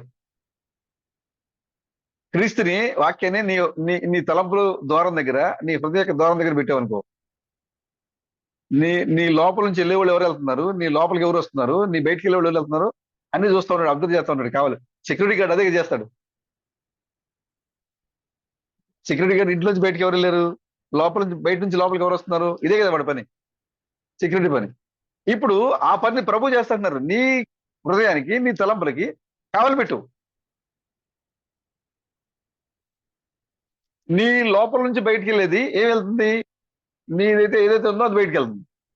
ఇప్పుడు తిరిగి మరలా అది లోపలికి రావాలి. ఇంట్లోంచి బయటికి వెళ్ళిందే లోపలికి అనుమతిస్తాడు సెక్యూరిటీ. అది కాకుండా ఇంట్లోంచి ఒకటి బయటికి వెళ్ళి రెండు లోపలికి, నాలుగు లోపలికి వస్తాయి అనుకోండి, అప్పుడు సెక్యూరిటీ ఏమంటాడు? అయ్యా నువ్వు ఒక్కడే వెళ్ళావు, నలుగురు ఈ మిగతా వాళ్ళు ఎవరు ఇల్లు? ఆ నువ్వు వెళ్ళింది ఒక్కడ బయటికి వెళ్ళావు, నీతో పాటు వచ్చే ఈ యొక్క వ్యభిచారం ఏంటి, నీతో పాటు వచ్చే ఈ పాపం ఏంటి, నీతో పాటు వచ్చే ఈ లోక సంబంధమైన ఆశయం ఏంటి, ఈ లోక సంబంధ కీర్తులు ఏంటి, వీళ్ళు ఇక్కడే, వీళ్ళకి అనుమతి లేదు. ఏంటి దీనికి ఏమైనా ఐడెంటిటీ ఉందో వాటికి లోపలికి వెళ్ళడానికి? Show me your identity. ఏమంటది అక్కడ? పరిశుద్ధుని యొక్క హృదయంలో వ్యభిచారం నివాసం చేయడానికి, వ్యభిచారానికి పర్మిషన్ లేదు, పాపానికి పర్మిషన్ లేదు, లోక సంబంధ కార్యాలకి పర్మిషన్ లేదు, ఐడెంటిటీ లేదు. ఐడెంటిటీ లేదు కాబట్టి ఈ ఇంట్లోకి వెళ్ళడానికి నీకు అవకాశం లేదు. ప్లీజ్ గెట్ అవుట్, దయచేసి ఇక్కడ వెళ్ళిపోండి. ఎవరైతే బయటికి వెళ్ళారో వాళ్ళు మాత్రం లోపలికి వెళ్ళండి. ఏమి సార్? నీ తలంపు యొక్క ద్వారం దగ్గర వాక్యాన్ని కావాలిగా ఉంచండి. నీ తలంపు యొక్క, నీ హృదయం యొక్క ద్వారం దగ్గర వాక్యాన్ని కావాలిగా ఉంచండి. ఆకారంలాగా కనబడిన ప్రతి దాని వైపు మీ హృదయం లాగని వెళ్ళనియద్దు. మీ తలంపులు ప్రయాణం చేయనియద్దు, కంట్రోల్ చేయండి. చూడండి, దావీదు అంత గొప్ప పోరాట యోధుడిగా ఉండి ఒక స్త్రీ విషయంలో ప్రభు అంటాడు, నీకు కావాలంటే నీకు భార్యలు ఇచ్చాను కదా, నేను నీకు కావాలంటే నేను భార్య నీకు నేనేమైనా ఇస్తాను కదా, నువ్వు ఎందుకు ఈ పని చేసావు? తలంపుని కంట్రోల్ చేసుకోలేకపోయాడు. తన ముందు నిలబడిన బలమైన శత్రువుని, సైనికులు రాజులు భయపడేటువంటి శత్రువుని ఓడించిన దావీదు చిన్న విషయంలో తన తలంపుని కంట్రోల్లో చేసుకోలేకపోవడం వల్ల పాపలం పడిపోయాడు. మరి రాత్రికాల సమయంలో ప్రియమైన సహోదరులారా, మరి మీరు మీ హృదయాన్ని ఎలా కంట్రోల్లో ఉంచుకోగలుగుతున్నారు? మీ తలంపుల్ని రెక్కలు వేసుకుని వేగంగా పరిగెడుతున్నట్టు మీ తలంపుల్ని ఏ విధంగా మీరు కంట్రోల్ చేయగలుగుతున్నారు? ఒకవేళ మీరు కంట్రోల్ చేయగలిగితే, చూడండి యోసేపు చూడండి, స్త్రీ బలవంత పెట్టింది. ఒక అందమైన స్త్రీ, సౌందర్యవతి, ఆస్తుంది. భర్త కూడా ఇప్పుడు ఇంటికాడ అందుబాటులో ఉండలేదు. పాపం చేయడానికి చాలా అవకాశం ఉంది. పైగా ఆమె పాపం చేయమని ప్రోత్సహిస్తుంది. అవకాశం ఉంది పాపం చేయడానికి. డబ్బు ఉంది. ఇక్కడ బానిసగా ఉన్నాడు, డబ్బు లేదు. ఆమె దగ్గర డబ్బు ఉంది. ఇతను ఆస్తి మీద ఇతనికి పెత్తనం ఉంది. ఆమె పరిచయం అయితే ఇంకా బోనంత డబ్బు అక్కడ ఐగుప్తులు అతను ఆ పొతిపొరి యొక్క బంగారాన్ని, పొతిపొరి యొక్క ఆస్తిని, పొతిపొరి యొక్క ధాన్యాన్ని సైడ్ పెట్టి చేయొచ్చు. కానీ తన మైండ్ ని కంట్రోల్లో ఉంచుకున్నాడు, తన తలంపుల్ని కంట్రోల్లో ఉంచుకున్నాడు, తన తలంపుల్ని, తన ఆలోచన, తన హృదయాన్ని కంట్రోల్లో ఉంచుకున్నాడు. ఆయన ఒకటే చెప్తున్నాడు, అమ్మా ఇది నేను చేయి తగదు. నా యజమానుడు ఈ ఇంట్లో ఉన్న ప్రతి దాని మీద నాకు అధికారం ఇచ్చాడు, కానీ నీ మీద నాకు అధికారం ఇవ్వలేదు. యజమానుడు ఇవ్వలేదు, నువ్వు ఇస్తున్నావు, నాకు వద్దు. యోసేపు తన హృదయం మీద కావలివాడిని ఉంచాడు. యోసేపు తన తలంపుల మీద కావలివాడిని ఉంచాడు. యోసేపు కావలివాడిని పెట్టుకోవడం వల్ల, యోసేపు తన హృదయంలోనికి పాపాన్ని రానికపోవడం వల్ల, యోసేపు తలంపుల ద్వారా పాపం చేయలేకపోవడం వల్ల, యోసేపు ఒక దీనుడైన యోసేపు, బానిసగా వెళ్ళిన యోసేపు ఆ దేశానికి రాజుగా ఎదిగాడు.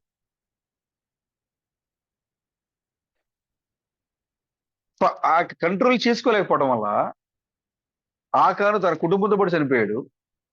తన తలంపులు కంట్రోల్లో చేసుకోకపోవడం వల్ల దావీదు పాపంలో పడిపోయాడు. అంతేకాకుండా దేవుని మందిరాన్ని కట్టడానికి అర్హతను కోల్పోయాడు. అంతేకాకుండా దావీదుకి బత్షెబాకి పుట్టిన కుమారుడు, పెద్ద కుమారుడు చనిపోవడానికి కారణమయ్యాడు. కేవలము తన హృదయాన్ని, తన తలంపుల్ని కట్టుకోకపోవడం వల్ల ఆయన పాపంలో పడిపోయాడు. కాబట్టి ప్రియమైన సహోదరులారా, మీరు మీ హృదయ ద్వారం దగ్గర వాక్యాన్ని కావలిగా ఉంచండి. మీ తలంపుల యొక్క ద్వారం దగ్గర వాక్యాన్ని కావలిగా ఉంచండి. అప్పుడు మీరు ఈ లోకంలో జయం పొందిన వారిగా ఉంటారు. ఈ లోకానికి మీరు పరిపాలించే రాజులకు రాజుగా మీరు ఆయన ఉంటే మీరు రాజులుగా ఉంటారు. ఆయన రాజులకు రాజుగా ఉండబోతున్నారు. మీరు ప్రభులుగా ఉంటే ప్రభులకు ప్రభుగా ఉండబోతున్నారు. కాబట్టి ప్రియమైనటువంటి సహోదరి సహోదరులారా, మీ తలంపులను, మీ హృదయాలను కట్టుకోండి, కంట్రోల్ చేసుకోండి, మీ కంట్రోల్లో ఉంచుకోండి. ఒకవేళ అవి మీ కంట్రోల్లో ఉంటే మీరు ఖచ్చితంగా ఒక ఉన్నతమైన స్థితికి దేవుడు మిమ్మల్ని నడిపిస్తాడు ఆయన. ఆమేన్. హల్లెలూయా.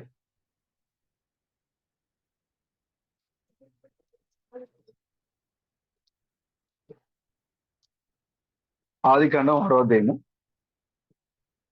అధ్యాయము 5వ వచనం. లక్ష్యంలో చదవండి. నరుల చెడుతనము భూమి మీద గొప్పదనియో, వారి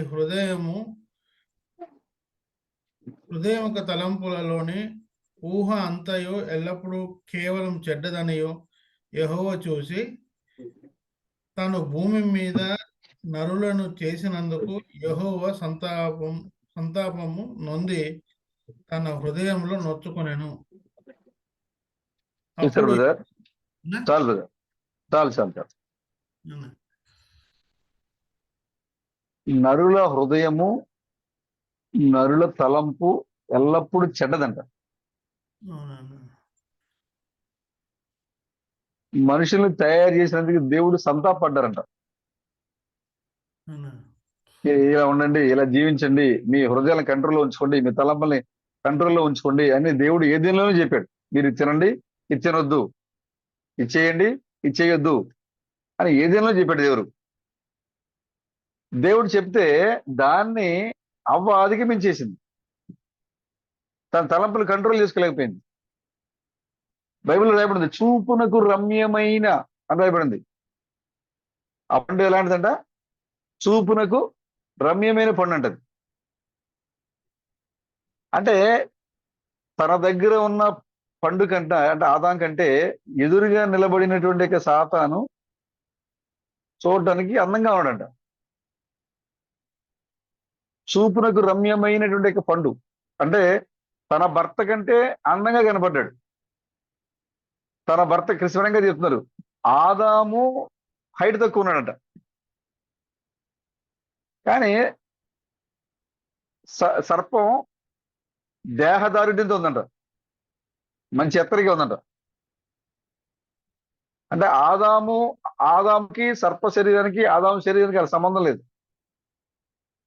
దానివల్ల అవ్వ ఏం చేసిందంటే తన భర్త తన దగ్గర ఉన్నప్పటికీ కూడా తన ఎదురుగా నిలబడినటువంటి చూడడానికి అందంగా రమ్యంగా ఉన్న పండు, చూడడానికి చూపులకి బాగున్న వ్యక్తి, చూడడానికి ఎత్తుగా ఉన్న వ్యక్తి, చూడడానికి అందంగా ఉన్న వ్యక్తి ఆల్రెడీ తన పక్కన భర్త ఉన్నాడు. ప్రదానం చేయబడినటువంటి జరిగిన ఆదాం ఉన్నాడు పక్కన. అయినా సరే తన భర్త పక్కనే ఉన్నా కూడా చూడడానికి బాగున్నాడు, చూడడానికి ఎత్తుగా ఉన్నాడు, చూడడానికి సౌందర్యంగా ఉన్నాడు, చూడడానికి బాగున్నాడు, రమ్యంగా ఉన్నాడని తన భర్తను విడిచిపెట్టి ఆ ఎదురుగా నిలబడిన సర్పముతో సహవాసం చేయటం మొదలుపెట్టింది. కేవలము తన మనసుని తన తలంపుల్ని కంట్రోల్ చేసుకోపోవడం. మనకి ఆల్రెడీ ఉంది, మన దాంతో తృప్తి పడం మనం. అది వస్తువైనా మనుషులైనా అది ఏదైనా సరే దాంతో మనం తృప్తి పడకుండా మన హృదయము మన తలంపులు ఏదైతే మనల్ని నడిపిస్తూ ఉంటుందో దానికి ప్రభావితం అయిపోతాం మనం. దేవుడు చెప్పాడు మీరు ఈ పని చేయొద్దు అని క్లియర్ గా చెప్పాడు ఆయన. అయినా ఆమె తన మనసుని కంట్రోల్ చేసుకోలేకపోయింది, తన హృదయాన్ని కంట్రోల్ చేసుకోలేకపోయింది, పాపంలో పడిపోయింది. ఇక్కడ దేవుడు ఏమంటారంటే మనుషుల యొక్క హృదయ ఆలోచనలు తలంపులు ఎల్లప్పుడూ చెడ్డవి. కాబట్టి ఈ మనుషులు తయారు చేసినందుకు నేను సంతాపడుతున్నా, చింతపడుతున్నా. మనల్ని తయారు చేసినందుకు దేవుడు సంతోషపడాలి. నా కుమారుడైన ప్రేమ చూడండి, నేను చెప్పాను ఆయన అలాగే ఉన్నారు. నా కుమారుడైన లక్ష్మణ బ్రదర్ చూడండి, నేను చెప్పాను ఆయన అలాగే ఉన్నాడు. నా కుమార్తెను చూడండి, సిస్టర్ని చూడండి, నేను ఏం చెప్పాను అలాగే ఉన్నారు. వాళ్ళ తలంపులు వాళ్ళు కట్టుకున్నారు, వాళ్ళ తలంపులకి వాళ్ళు కావలించారు, వాళ్ళ హృదయానికి వాళ్ళు కావలించారు. కానీ ఈ లోక సంబంధమైన మనుషులు వారి హృదయాలకి కావాల ఉంచలేకపోతున్నారు. వారికి ఉన్న దానికంటే ఎదురుగా ఉన్నదానికి వాళ్ళకి అందంగా కనపడుతుంది. దేవుడిచ్చిన దానికంటే ఆకానికి ఎరుకోలో ఉన్నటువంటి బంగారం, శినారం, వస్త్రం, వెండి అందంగా కనపడ్డాయనికి. చివరికి మరణం వచ్చింది. తన పక్కన ఉన్న భర్త కంటే వాయిస్ ఆడదు బ్రదర్. లేదు బ్రదరు, స్పష్టంగానే ఉంది. వాళ్ళకి కొంచెం సిగ్నల్ లేదు అందుకని అనుకుంటా. క్లియర్ గానే వస్తుంది. తన ఎదురుగా ఉన్న తన భర్తను కాకుండా చూపునకు రమ్యంగా ఉన్నటువంటి వ్యక్తిని, చూపునకు అందంగా కనపడిన వ్యక్తిని కోరుకుంది. తలంపులను కంట్రోల్ చేసుకోలేకపోయింది, హృదయాన్ని కంట్రోల్ చేసుకోలేకపోయింది. చివరికి ఆమె తలంపులు కంట్రోల్ లేకపోవడం వల్ల, ఆమె హృదయాన్ని కంట్రోల్ చేయకపోవడం వల్ల, ఆమె చేసిన పని వల్ల పౌలు గారు అంటారు యావత్ భూమి మీద ప్రతి మనిషికి మరణం వచ్చింది. ఒక స్త్రీ యొక్క పతనము స్త్రీయే పడిపోలేదు కానీ యావత్ భూమి అంతటికీ మరణం వచ్చింది. కాబట్టి నరుల ఆలోచన ఎల్లప్పుడూ చెడ్డగా ఉంది. కాబట్టి నరుల ఆలోచన చెడ్డగా ఉంది కాబట్టి నరుల యొక్క ఆలోచనని నరులుగా ఉంచకుండా, నరుల యొక్క ఆలోచనని నరులుగా ఉంచకుండా, నరులను నరులుగా ఉంచకుండా, మనుషుల్ని మనుషులుగా ఉంచకుండా మనుషుల్ని క్రీస్తులుగా మార్చాడు దేవుడు. నువ్వు నరుడిగా ఉంటే నీ ఆలోచన ఎప్పుడు చెడ్డదే. నువ్వు నరుడిగా ఉండు, నువ్వు మనిషిగా ఉంటే నువ్వు ఎప్పుడు పడిపోతావు. నువ్వు ఎప్పుడైతే మనిషి యొక్క స్థానం నుండి, ఎప్పుడైతే నరుని యొక్క స్థానం నుండి, ఎప్పుడైతే నువ్వు దేవుని స్థానానికి, క్రీస్తు స్థానానికి ఎదుగుతావో అప్పుడు నీ తలంపులు మంచి అవుతాయి. నీ హృదయం నీ కంట్రోల్లో ఉంటుంది. నువ్వు చేసే ప్రతి పని కూడా వాక్యానుసారంగా ఉంటుంది. వాక్యాన్ని తప్పించి నువ్వు ఆలోచించలేవు, వాక్యాన్ని తప్పించి నువ్వు పాపాన్ని చేయలేవు, వాక్యాన్ని తప్పించి నువ్వు ఏ కార్యాన్ని చేయలేవు. కారణము నువ్వు మనిషివి కాదు, మనిషి యొక్క స్థితిని దాటిన క్రీస్తువి.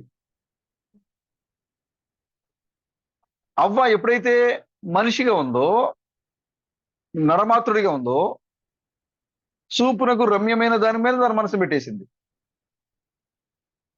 దావీదు ఎప్పుడైతే నరమాత్రుడిగా ఉన్నాడో, తన ఇంట్లో అనేక మంది భార్యలు ఉన్నా కూడా ఎదురుగా ఒక స్త్రీ కనబడేసరికి తన తలంపును కంట్రోల్ చేసుకోలేక పాపంలో పడిపోయింది. ఆకానికి దేవుడు ఇచ్చిన ఆశీర్వాదం ఉంది. నరమాతృగా ఉన్నాడు, మనిషిగా ఉన్నాడు. తనకిచ్చిన ఆశీర్వాదం ఆల్రెడీ దేవుడిచ్చిన వాగ్దానం ఉంది. అయినా కూడా తన హృదయాన్ని, తన తలంపులు కంట్రోల్ చేసుకోకపోవడం వల్ల పాపంలో పడిపోయాడు. తనే కాకుండా తన కుటుంబాన్ని అంతటికి కూడా మరణానికి అప్పగించాడు. కాబట్టి నీవు మనిషిగా ఉంటే, నువ్వు నరుడిగా ఉంటే నీ తలంపు ఎల్లప్పుడూ చెడ్డదే. మనిషిగా ఉన్న సోదరుడా, నువ్వు మనిషిగా ఉంటే నువ్వు ఎప్పుడు పాపం చేస్తూనే ఉంటావు. నీ హృదయం మీద కావలి ఉండదు నీకు. నీ తలంపుల మీద కంట్రోల్ ఉండదు నీకు. కాబట్టి నీ హృదయాన్ని నువ్వు కంట్రోల్ చేయాలన్నా, నీ తలంపులను నువ్వు కంట్రోల్ చేయాలన్నా, నువ్వు మనిషి యొక్క స్థితిని దాటాలి.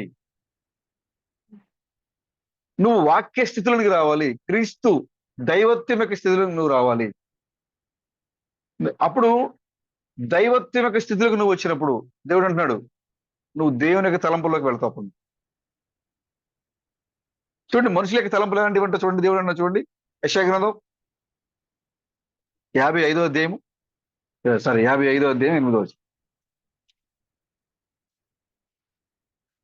నా తలంపులు మీ తలంపులు వంటివి కావు. అది విషయం.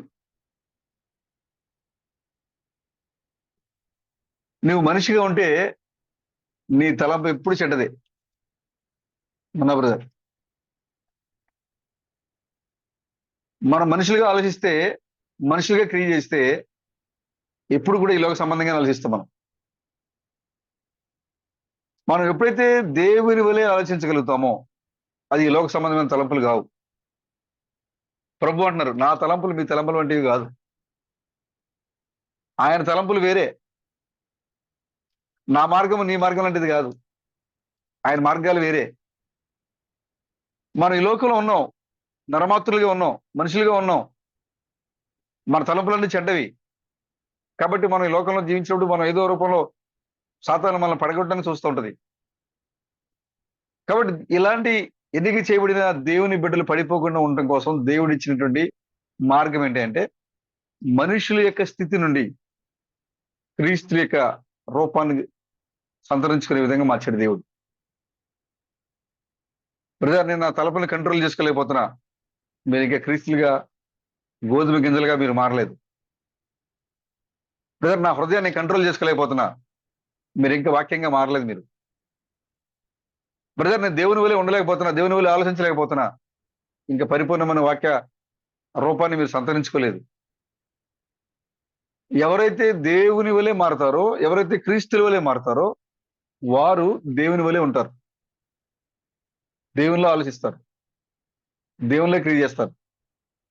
ఎవరైతే లోక సంబంధమైన మనుషులుగానే ఉంటారో వారి యొక్క తలంపు ఎప్పుడూ చెడ్డదే. వాళ్ళు ఎప్పుడు దాన్ని సరి చేసుకోలేదు.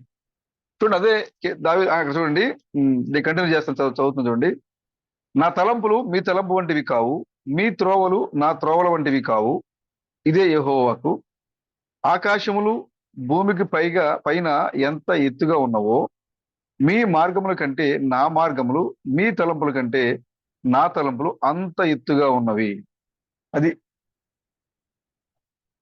ఒక మానవుడు క్రీస్తుగా మారి క్రీస్తుగా మారి ఆలోచించడానికి, ఒక మనిషిగా ఉండి ఆలోచించడానికి అంత తేడా ఉంది. ఆకాశం కంటే ఎత్తుగా ఉన్నాయంట మనిషి తలంపులు, మానవుడి తలంపులు. నువ్వు భూమి మీద ఉండి మనిషిలాగే నువ్వు ఆలోచిస్తే నీ తలంపు ఎప్పుడూ తక్కువే, ఎప్పుడూ పాపమే. నువ్వు ఎప్పుడైతే మనిషి యొక్క స్థితి నుండి గోధుమ గింజ స్థితికి, ముద్రిన గోధుమ గింజ స్థితికి, క్రీస్తు స్థితికి, దేవుళ్ళ స్థితికి నువ్వు ఎప్పుడైతే మారిపోతావో నీ తలంపులు మనుషుల తలంపులు వంటివి కాదు, నీ తలంపులు దేవుని తలంపులు వంటివి అవుతాయి. కారణము, దేవుడే నీలోకి వచ్చి నివాసం ఉంటున్నాడు. అప్పుడు ఈ లోక సంబంధమైన తలంపులకి, నీ తలంపులకి, నీ ఆలోచనలకి, నీ క్రియలకి, నీ విశ్వాసానికి, లోక సంబంధమైన విశ్వాసానికి చాలా వ్యత్యాసం ఉంటుంది. ఆకాశానికి భూమికి ఉన్నంత వ్యత్యాసం ఉంటుంది. చూడండి, అదే యెషయా గ్రంథం 59వ అధ్యాయంలో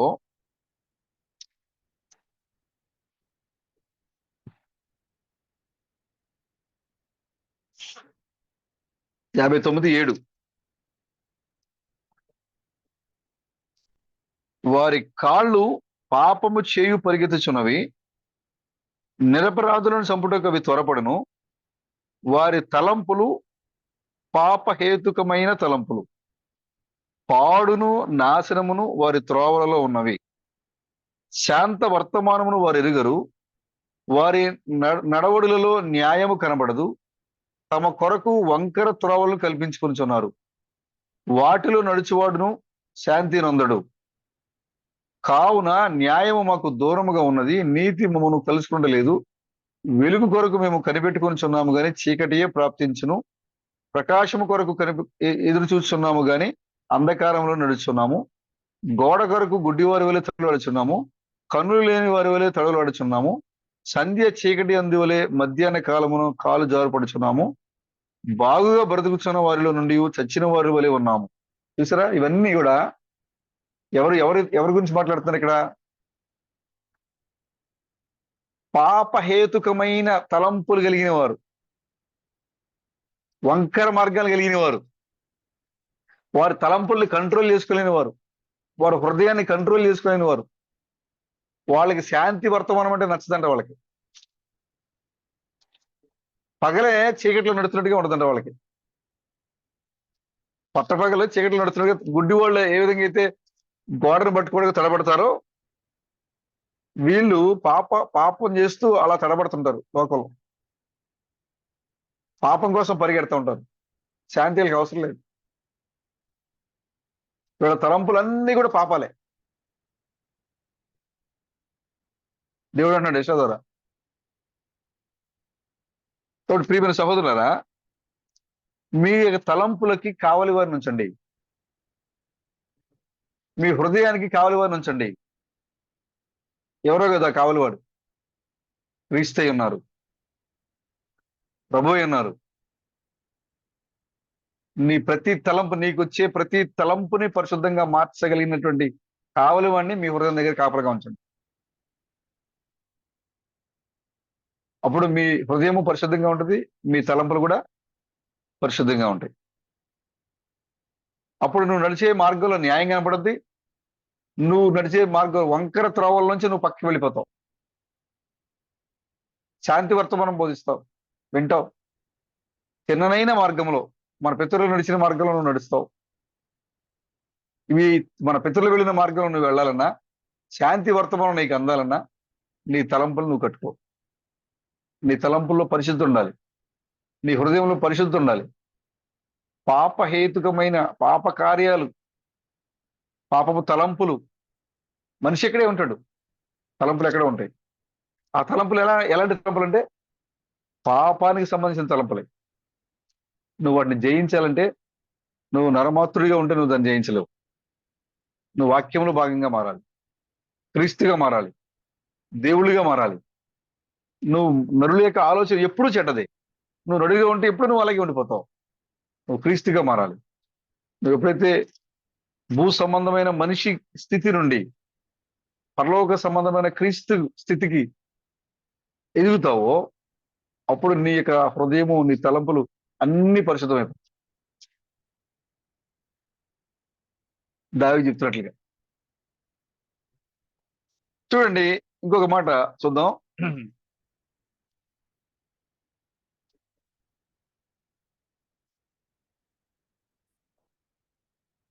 దానియేలు 5వ అధ్యాయం 10వ వచనం.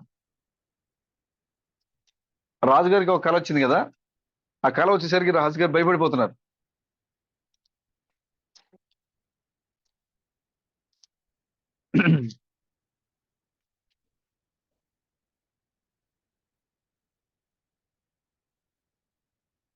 పేజ్ నెంబర్ 736, దానియేలు 5వ అధ్యాయం 10వ వచనం. రాజునకును అతని అధిపతులకును జరిగిన సంగతి రాణి తెలుసుకుని విందు గృహమునకు వచ్చి ఇట్లెను, రాజు చిరకాలము జీవించునుగాక, నీ తలంపులు నేను కలవరపరచనీయకము, నీ మనసు నిబ్రముగా ఉండనేము. నీ రాజ్యంలో ఒక మనుషుడు ఉన్నాడు, అతడు పరిశుద్ధ దేవతల ఆత్మ గలవాడు. నీ తండ్రి కాలంలో అతడు దైవజ్ఞాని వంటి జ్ఞానమును బుద్ధియు తెలివి గలవాడి ఉంట నీ తండ్రి కనుగొని కనుక నీ తండ్రి అయిన రాజుకు నెబుకద్నెజరుకు శకునగాండ్రకును గాడి విద్య గల వారికిని కల్దీలకును జ్యోతిష్యులకును పై అధిపతిగా అతను నియమించాడు. ఈ దానియేలు శ్రేష్టమైన బుద్ధి గలవాడై కలలు తెలియజేయటకును మర్మం బయలుపరచుటకును కఠినమైన ప్రశ్నలకు ఉత్తరం ఇచ్చుటకును జ్ఞానము తెలివి గలవాడు కనబడిన కనుక ఆ రాజు అతనికి బెల్తెషాజరు అని పేరు పెట్టాను. ఈ దానియేలు పిలువనంపము, అతడు దీని భావము నీకు తెలియజెప్పును. చూసారా, నెబుకద్నెజరు కుమారుడికి కల వచ్చింది. ఒక్కసారిగా గోడ మీద చేవ్రత వచ్చింది. ఆ గోడ మీద చేవ్రత అంటే నాకు అర్థం కాల. ఒక బలమైన హస్తం వచ్చి ఆ గోడ మీద ఒక వేలు, ఆ చేయి మాత్రం కనపడింది. మెనమెనటికల్ పార్సల్ రాసి వెళ్ళిపోయింది. ఆ రాత ఎవరికి అర్థం కావట్లేదు. అక్కడ ఉన్నటువంటి బబులోని జ్ఞానులకి, పండితులకి, మేధావులకి, జ్యోతిషులకి ఎవరికి ఆ రాత అర్థం కాలేదు. కాబట్టి రాజు యొక్క హృదయము, రాజు యొక్క తలంపులు ఏమైపోయిందంట? కలవరం అయిపోయింది. ఎవరు కూడా దానికి సమాధానం చెప్పట్లేదు. సైన్యము, అధిపతులు, శాస్త్రులు, పరిచయులు అందరూ అడిగాడు ఆయన. ఎవరి దగ్గర లేకపోవడం వల్ల కల చెందిపోయాడు ఆయన, భయపడిపోయాడు ఆయన. అప్పుడు రాణికి తెలిసింది ఈ విషయం, రాజుగారి భార్యకి. వచ్చావంటా ఉంది, నీ తలంపులు నిన్ను కలవరపరచనీయొద్దు, నిబ్బరంగా ఉండు. నీకేదైతే కనబడిందో, ఆ గోడ మీద చేవ్రత ఏదైతే ఉందో దాన్ని చెప్పగలిగిన వాడు నీ రాజ్యంలోనే ఉన్నాడు, ఎక్కడ లేడు. ఎందుకు నీకు కలవరం? ఎందుకు నీకు ధైర్యాన్ని కోల్పోతావు? రాజు చిరంజీవి కాక నువ్వు భయపడొద్దు. నీ తలంపులను బట్టి నువ్వు కలవరపడొద్దు. అసలు ధైర్యంగా ఉండు.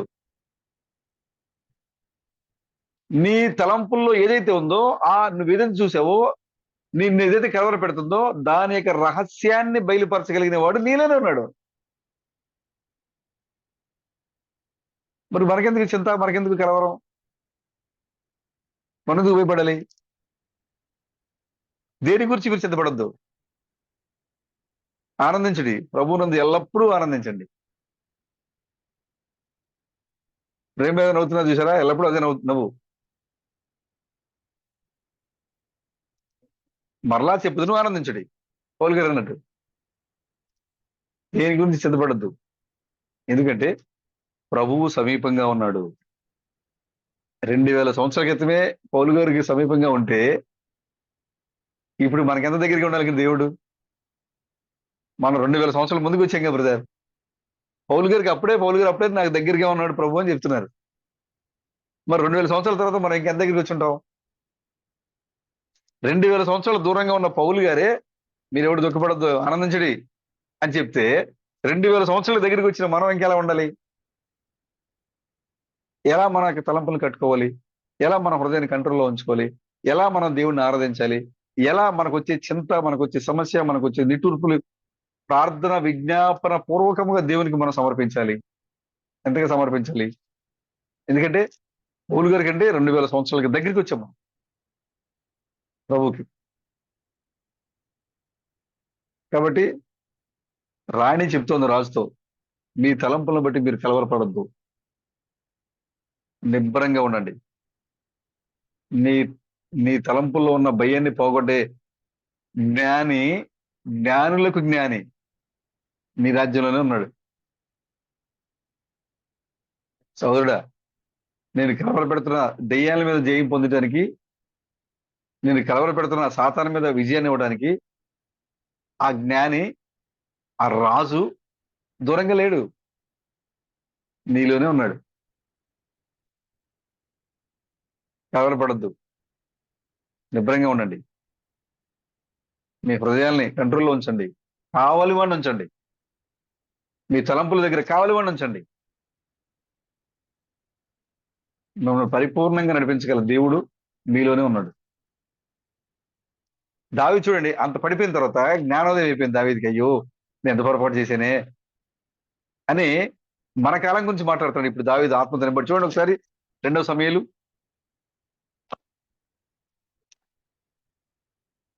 23:1. 2 సమూయేలు. దావీదు రచించిన చివరి మాటలు ఇవే. ఈ చివరి మాటలు దావీదు ఇక ఫైనల్ వెళ్ళిపోతున్నాడు ఆయన. ఈ చివరి మాటలు చెప్తున్నాడు ఆయన. ఎందుకంటే ఇప్పుడు తలంపులు కంట్రోల్ పెట్టుకోండి. ఇక జాగ్రత్తగా ఉన్నాడు ఆయన. దావీదు కంట్రోల్లో ఉంచుకొని దేవుని పక్షం నిలబడినప్పుడు ఏ మాటలు మాట్లాడుతున్నాడు చూడండి. దావీదు రచించిన చివరి మాటలు ఇవే. యెష్షయి కుమారుడు దావీదు పలికిన దేవోక్తి ఇది. మన హృదయాన్ని మన తలంపులను కంట్రోల్ పెట్టుకుంటే, ఇంతకుముందు మరి దావీదు మాటలకు ఎక్కడ దేవోక్తి అని లేదు. దావీదు చాలా మాటలు మాట్లాడాడు, కానీ ఎక్కడ దేవోక్తి అని లేదు. కానీ ఇక్కడ దావీదు మాటలు దేవోక్తి అవుతున్నాయి ఇప్పుడు. ఎందుకంటే దావీదు తన తలంపుల్ని కంట్రోల్లో ఉంచాడు, తన హృదయాన్ని కంట్రోల్లో ఉంచాడు, దేవునికి భయపడ్డాడు, దేవునికి లోపడ్డాడు. కాబట్టి ఇప్పుడు దావీదు పలికే మాటలు దేవోక్తి, వాక్యం. నువ్వు ఎప్పుడైతే నీ హృదయాన్ని నీ తలంపుల్ని నువ్వు పరిశుద్ధంగా కంట్రోల్లో ఉంచుకుంటావో, నువ్వు ఏం చెప్పినా అది వాక్యమే. నువ్వేది మాట్లాడినా అది పరిశుద్ధమే, అది వాక్యమే. ఎందుకంటే నువ్వు అది మాట్లాడేది, నీ లోపల ఉన్న పరిశుద్ధుడు నీ ద్వారా మాట్లాడుతున్నాడు. కాబట్టి దావీదు ఇప్పుడు చూడండి, యాకోబు దేవుని చేత అభిషిక్తుడై మహాధిపత్యము నొందిన వాడును, ఇజ్రాయిల స్తోత్ర గీతములను మధురగానము చేసిన గాయకుడునగు దావీదు పలికిన దేవోక్తి ఇదే. దేవుని యొక్క వాక్యము ఇదే. యాకోబు దేవుని చేత అభిషేకం పొందుకున్నాడు ఆయన. దేవునికి గానాలు ప్రతిగానాలు చేశాడు ఆయన, గాయకుడు అని పిలువబడ్డాడు. ఆ దావీదు తన తలంపుల్ని కంట్రోల్ చేసుకొని, తన హృదయాన్ని కంట్రోల్ చేసుకొని, దేవుని వాక్యం మీద నిలబడి తన ప్రజల్ని దేవుని యొక్క వాక్య పక్షాన నీతి న్యాయాలతో పరిపాలించిన దావీదు ఆత్మవశుడై చివరిగా పలుకుతున్న మాటలు ఇవి. 2వ వచనం చూడండి. యెహోవా ఆత్మ నా ద్వారా పలుకుచున్నాడు. ఏం బ్రదర్, సరెండర్ అయిపోయాడు. ఎవరికంటే దేవుడికి. దావీదులా లేడు ఇప్పుడు. దావీదు దేవునికి సరెండర్ అయిపోయాడు. కాబట్టి ఇప్పుడు ఆయన అంటున్నాడు, ఇప్పుడు యెహోవా నాలో ఉండి మాట్లాడుతున్నాడు. అంటే మన సహోదరులారా, మీరు కూడా దావీదులా మీ తలంపుల్ని కంట్రోల్ చేసుకోగలిగితే దేవుడు నీ ద్వారా ఈ లోకంతో మాట్లాడడానికి సిద్ధంగా ఉన్నాడు. యెహోవా ఆత్మ నీలోంచి మాట్లాడద్దు ఈ లోకంతో. దేవుడు నీలోంచి మాట్లాడతాడు ఆయన. అది ఆయనకి ఇష్టమైన కార్యం అది. అందుకోసం మనుషులు తయారు చేశాడు ఆయన. దావీదు అంటున్నాడు, ఇప్పుడు నన్ను దావీదు దేవుడు, యాకోబు దేవుడు నన్ను అభిషేకించాడు. ఆ దేవుడు నా ద్వారా మాట్లాడుతున్నాడు. యెహోవా ఆత్మ నా ద్వారా పలుకుచున్నాడు, ఆయన వాక్కు నా నోట ఉన్నది. ఇశ్రాయేలుల దేవుడు సెలవిచ్చుచున్నాడు, ఇశ్రాయేలులకు ఆశ్రయ దుర్గమగువాడు నా ద్వారా మాట్లాడుచున్నాడు. ఏం వర్ణించారు బ్రదర్? ఇంతకుముందు ఎక్కడ దేవుడిని వాళ్ళ మాట ఎక్కడెక్కడ వినాలి ఇంతకుముందు. దావీదు నా ద్వారా మాట్లాడుతున్నాడు. అవును బ్రదర్, మన కంట్రోల్ అంటే దేవుని స్వాధీనంలో మనం ఉండగలిగితే నీ ద్వారా నా ద్వారా దేవుడు మాట్లాడతాడు.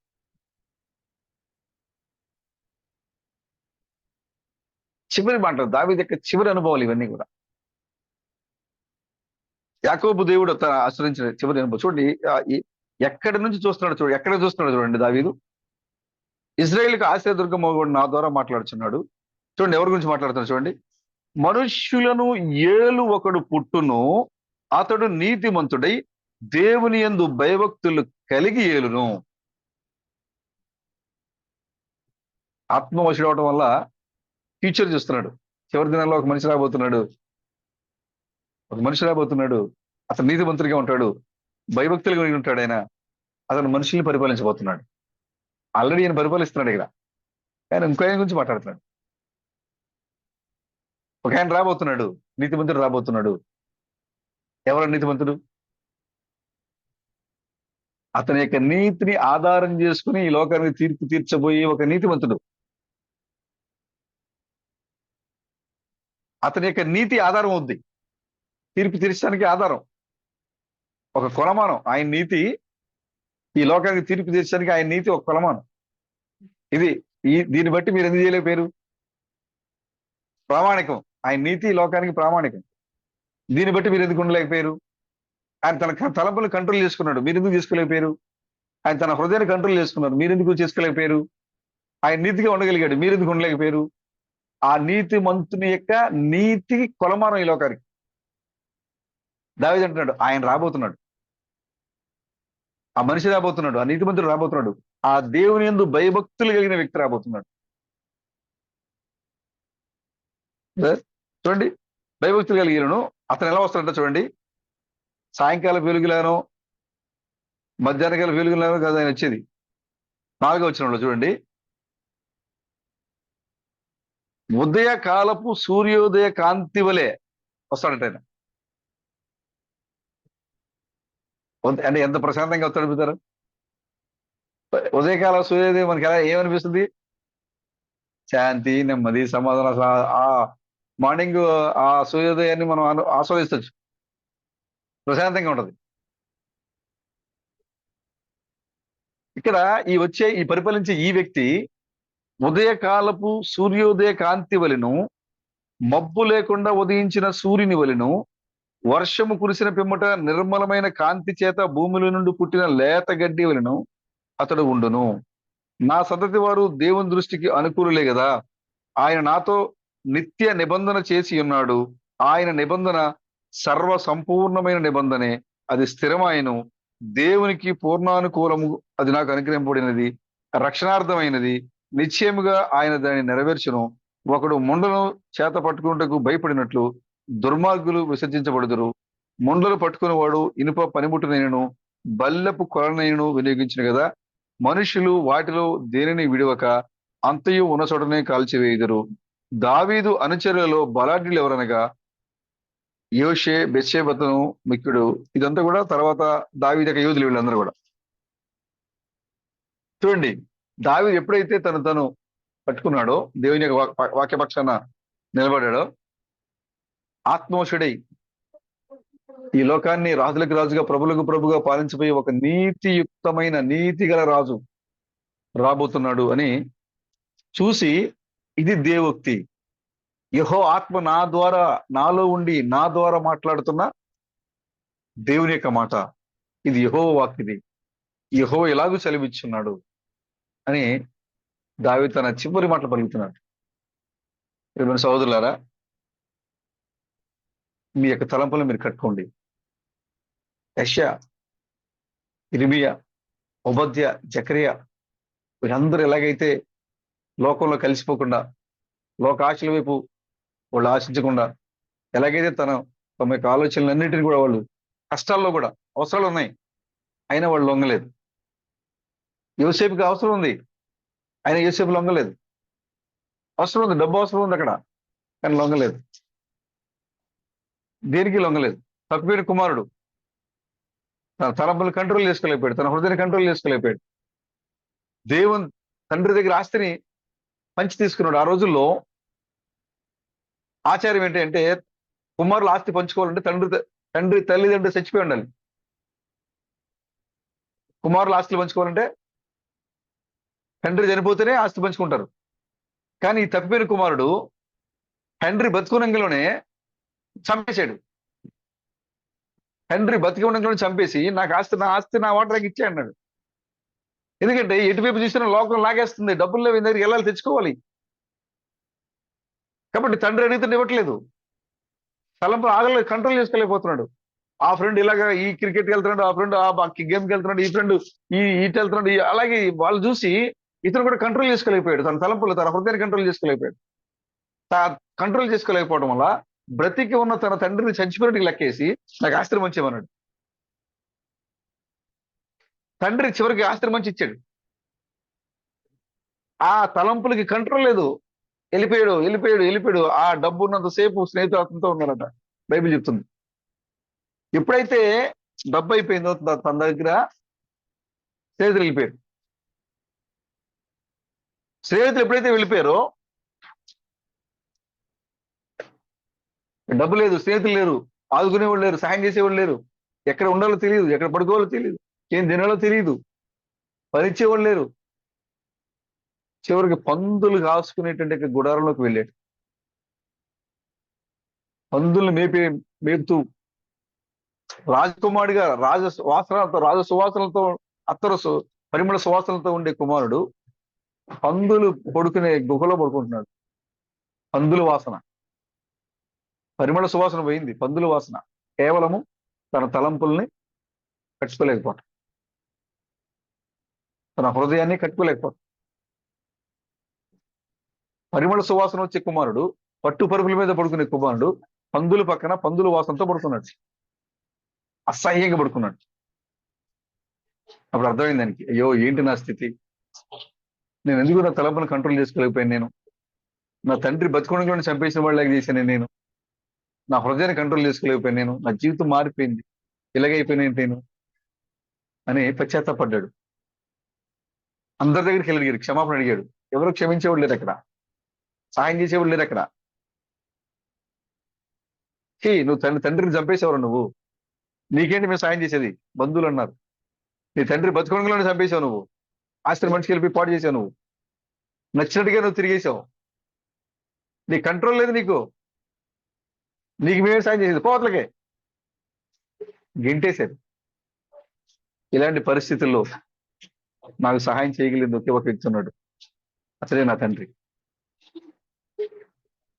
ఏం చేసినా, నువ్వే పొరపాటు చేసినా, నువ్వే తప్పు చేసినా, నువ్వు పశ్చాత్తాపంతో నువ్వు ఆయన దగ్గరికి వెళ్ళి మోకరిస్తే ఈ లోకమంతా నేను గెంటేయచ్చు, నీ బంధువులు నేను గెంటేయచ్చు, నీ కుటుంబ సభ్యులు నేను గెంటేయచ్చు, కానీ నిన్ను ప్రేమతో హత్తుకునేవాడు ఒకే ఒక వ్యక్తి ఉన్నాడు, ఆయనే దేవుడే అన్నాడు. నీకు సొంత కుటుంబ సభ్యులు నేను ద్వేషిస్తాను, కానీ నిన్ను ఎల్లప్పుడూ హత్తుకునేవాడు ప్రభు అన్నాడు. అప్పుడు పశ్చాత్తాపం కలిగింది దానికి, అయ్యో నేను ఆ తలంపుల మీద కంట్రోల్ లేకపోయినే, నా హృదయాన్ని కంట్రోల్ చేసుకోలేకపోయినే, నా తండ్రి బతుకుండలో నేను చంపేశానే, నా జీవితాన్ని అంతా కూడా పాపలం ముంచేసుకున్నానే అని పశ్చాత్తాపడి నేను ఎక్కడికి వెళ్ళినా నాకు సరైన స్థలం లేదు, నా తండ్రి దగ్గరే నాకు రక్షణ ఉంది, అక్కడ తిరిగి వెళ్తేనే నాకు మరలా నేను కోల్పోయిన స్థానాన్ని నేను పొందుకోగలుగుతాను నేను అని తిరిగి మళ్ళా తండ్రి ఇంటికి వచ్చాడు. తండ్రి మాటకి లోబడ్డాడు. ఎప్పుడైతే తండ్రికి గౌరవించాడో, ఈ తండ్రి దగ్గర తిరిగి వచ్చాడో, అతను అనుకున్నాడు, అయ్యో నేను పని వాళ్ళలో ఒకటిగా ఉంటున్నానా అన్నాడు వచ్చి. కానీ అంటున్నాడు, నువ్వు పనివాడి కాదు నైనా, నాకు వారసుడివి. ఆస్తిని పాడు చేశాడు, తండ్రిని చంపేసినట్టు చేశాడు, అయినా కూడా ఆయన అన్నాడు, నువ్వు పనివాడివి కాదు, నువ్వు నా కుటుంబ యజమానుడివి. ప్రియమైన సహోదరులారా, మన తలంపులు కంట్రోల్ లేక, మన హృదయ కంట్రోల్ లేక బయటికి వెళ్ళిపోయి దేవుని యొక్క వాక్యంతో పరిమళ సువాసనతో ఉండాల్సిన మనం, పరిశుద్ధ సువాసన రావాల్సిన మనం, ఈ లోకం వ్యభిచారము, పాపము, అల్లర్లు, రుగ్మతలు ఇవన్నీ కూడా తెచ్చుకొని మనం ఆ పందులు తినే లోకంతో పాటుగా మనం పడుకుంటున్నాం. ఇంకా నీకోసం ఆయన ఆ మిద్ది మీద ఎదురు చూస్తున్నాడు. ఆయన మీ తలంపులు కంట్రోల్ చేసుకోండి. మీ తలంపులని ద్వారం దగ్గర వాక్యాన్ని కావలిగా ఉంచండి. మీ హృదయం అనే ద్వారం దగ్గర వాక్యాన్ని కావలిగా ఉంచండి. దేవుడు మిమ్మల్ని ఎల్లప్పుడూ నడిపించడానికి సిద్ధంగా ఉన్నాడు. ఆయన ప్రభుకి స్తోత్రం కలుగుగాక. ఒకటి ఆకాను వలె మీ తలంపులు కంట్రోల్ చేసుకోలేక మరణాన్ని తెచ్చుకోవద్దు. యోసేపు వలె మీ తలంపులు కంట్రోల్ చేసుకుని ఐగుప్తు దేశానికి అతను రాజుగా ఎదిగినట్లుగానే మీరు మీ తలంపులు కంట్రోల్ చేసుకుని ఈ లోకానికి పరిపాలించే దేవుని కుమార్తెలుగా మీరు ఎదగాలని ప్రేమపూర్వకంగా మిమ్మల్ని కోరుతూ ఉన్నాను. దేవుడి చిన్న మాటను దీవించిన గాక. ఆమె గాడ్ బ్లెస్. అందరికీ వందనాలు. God bless.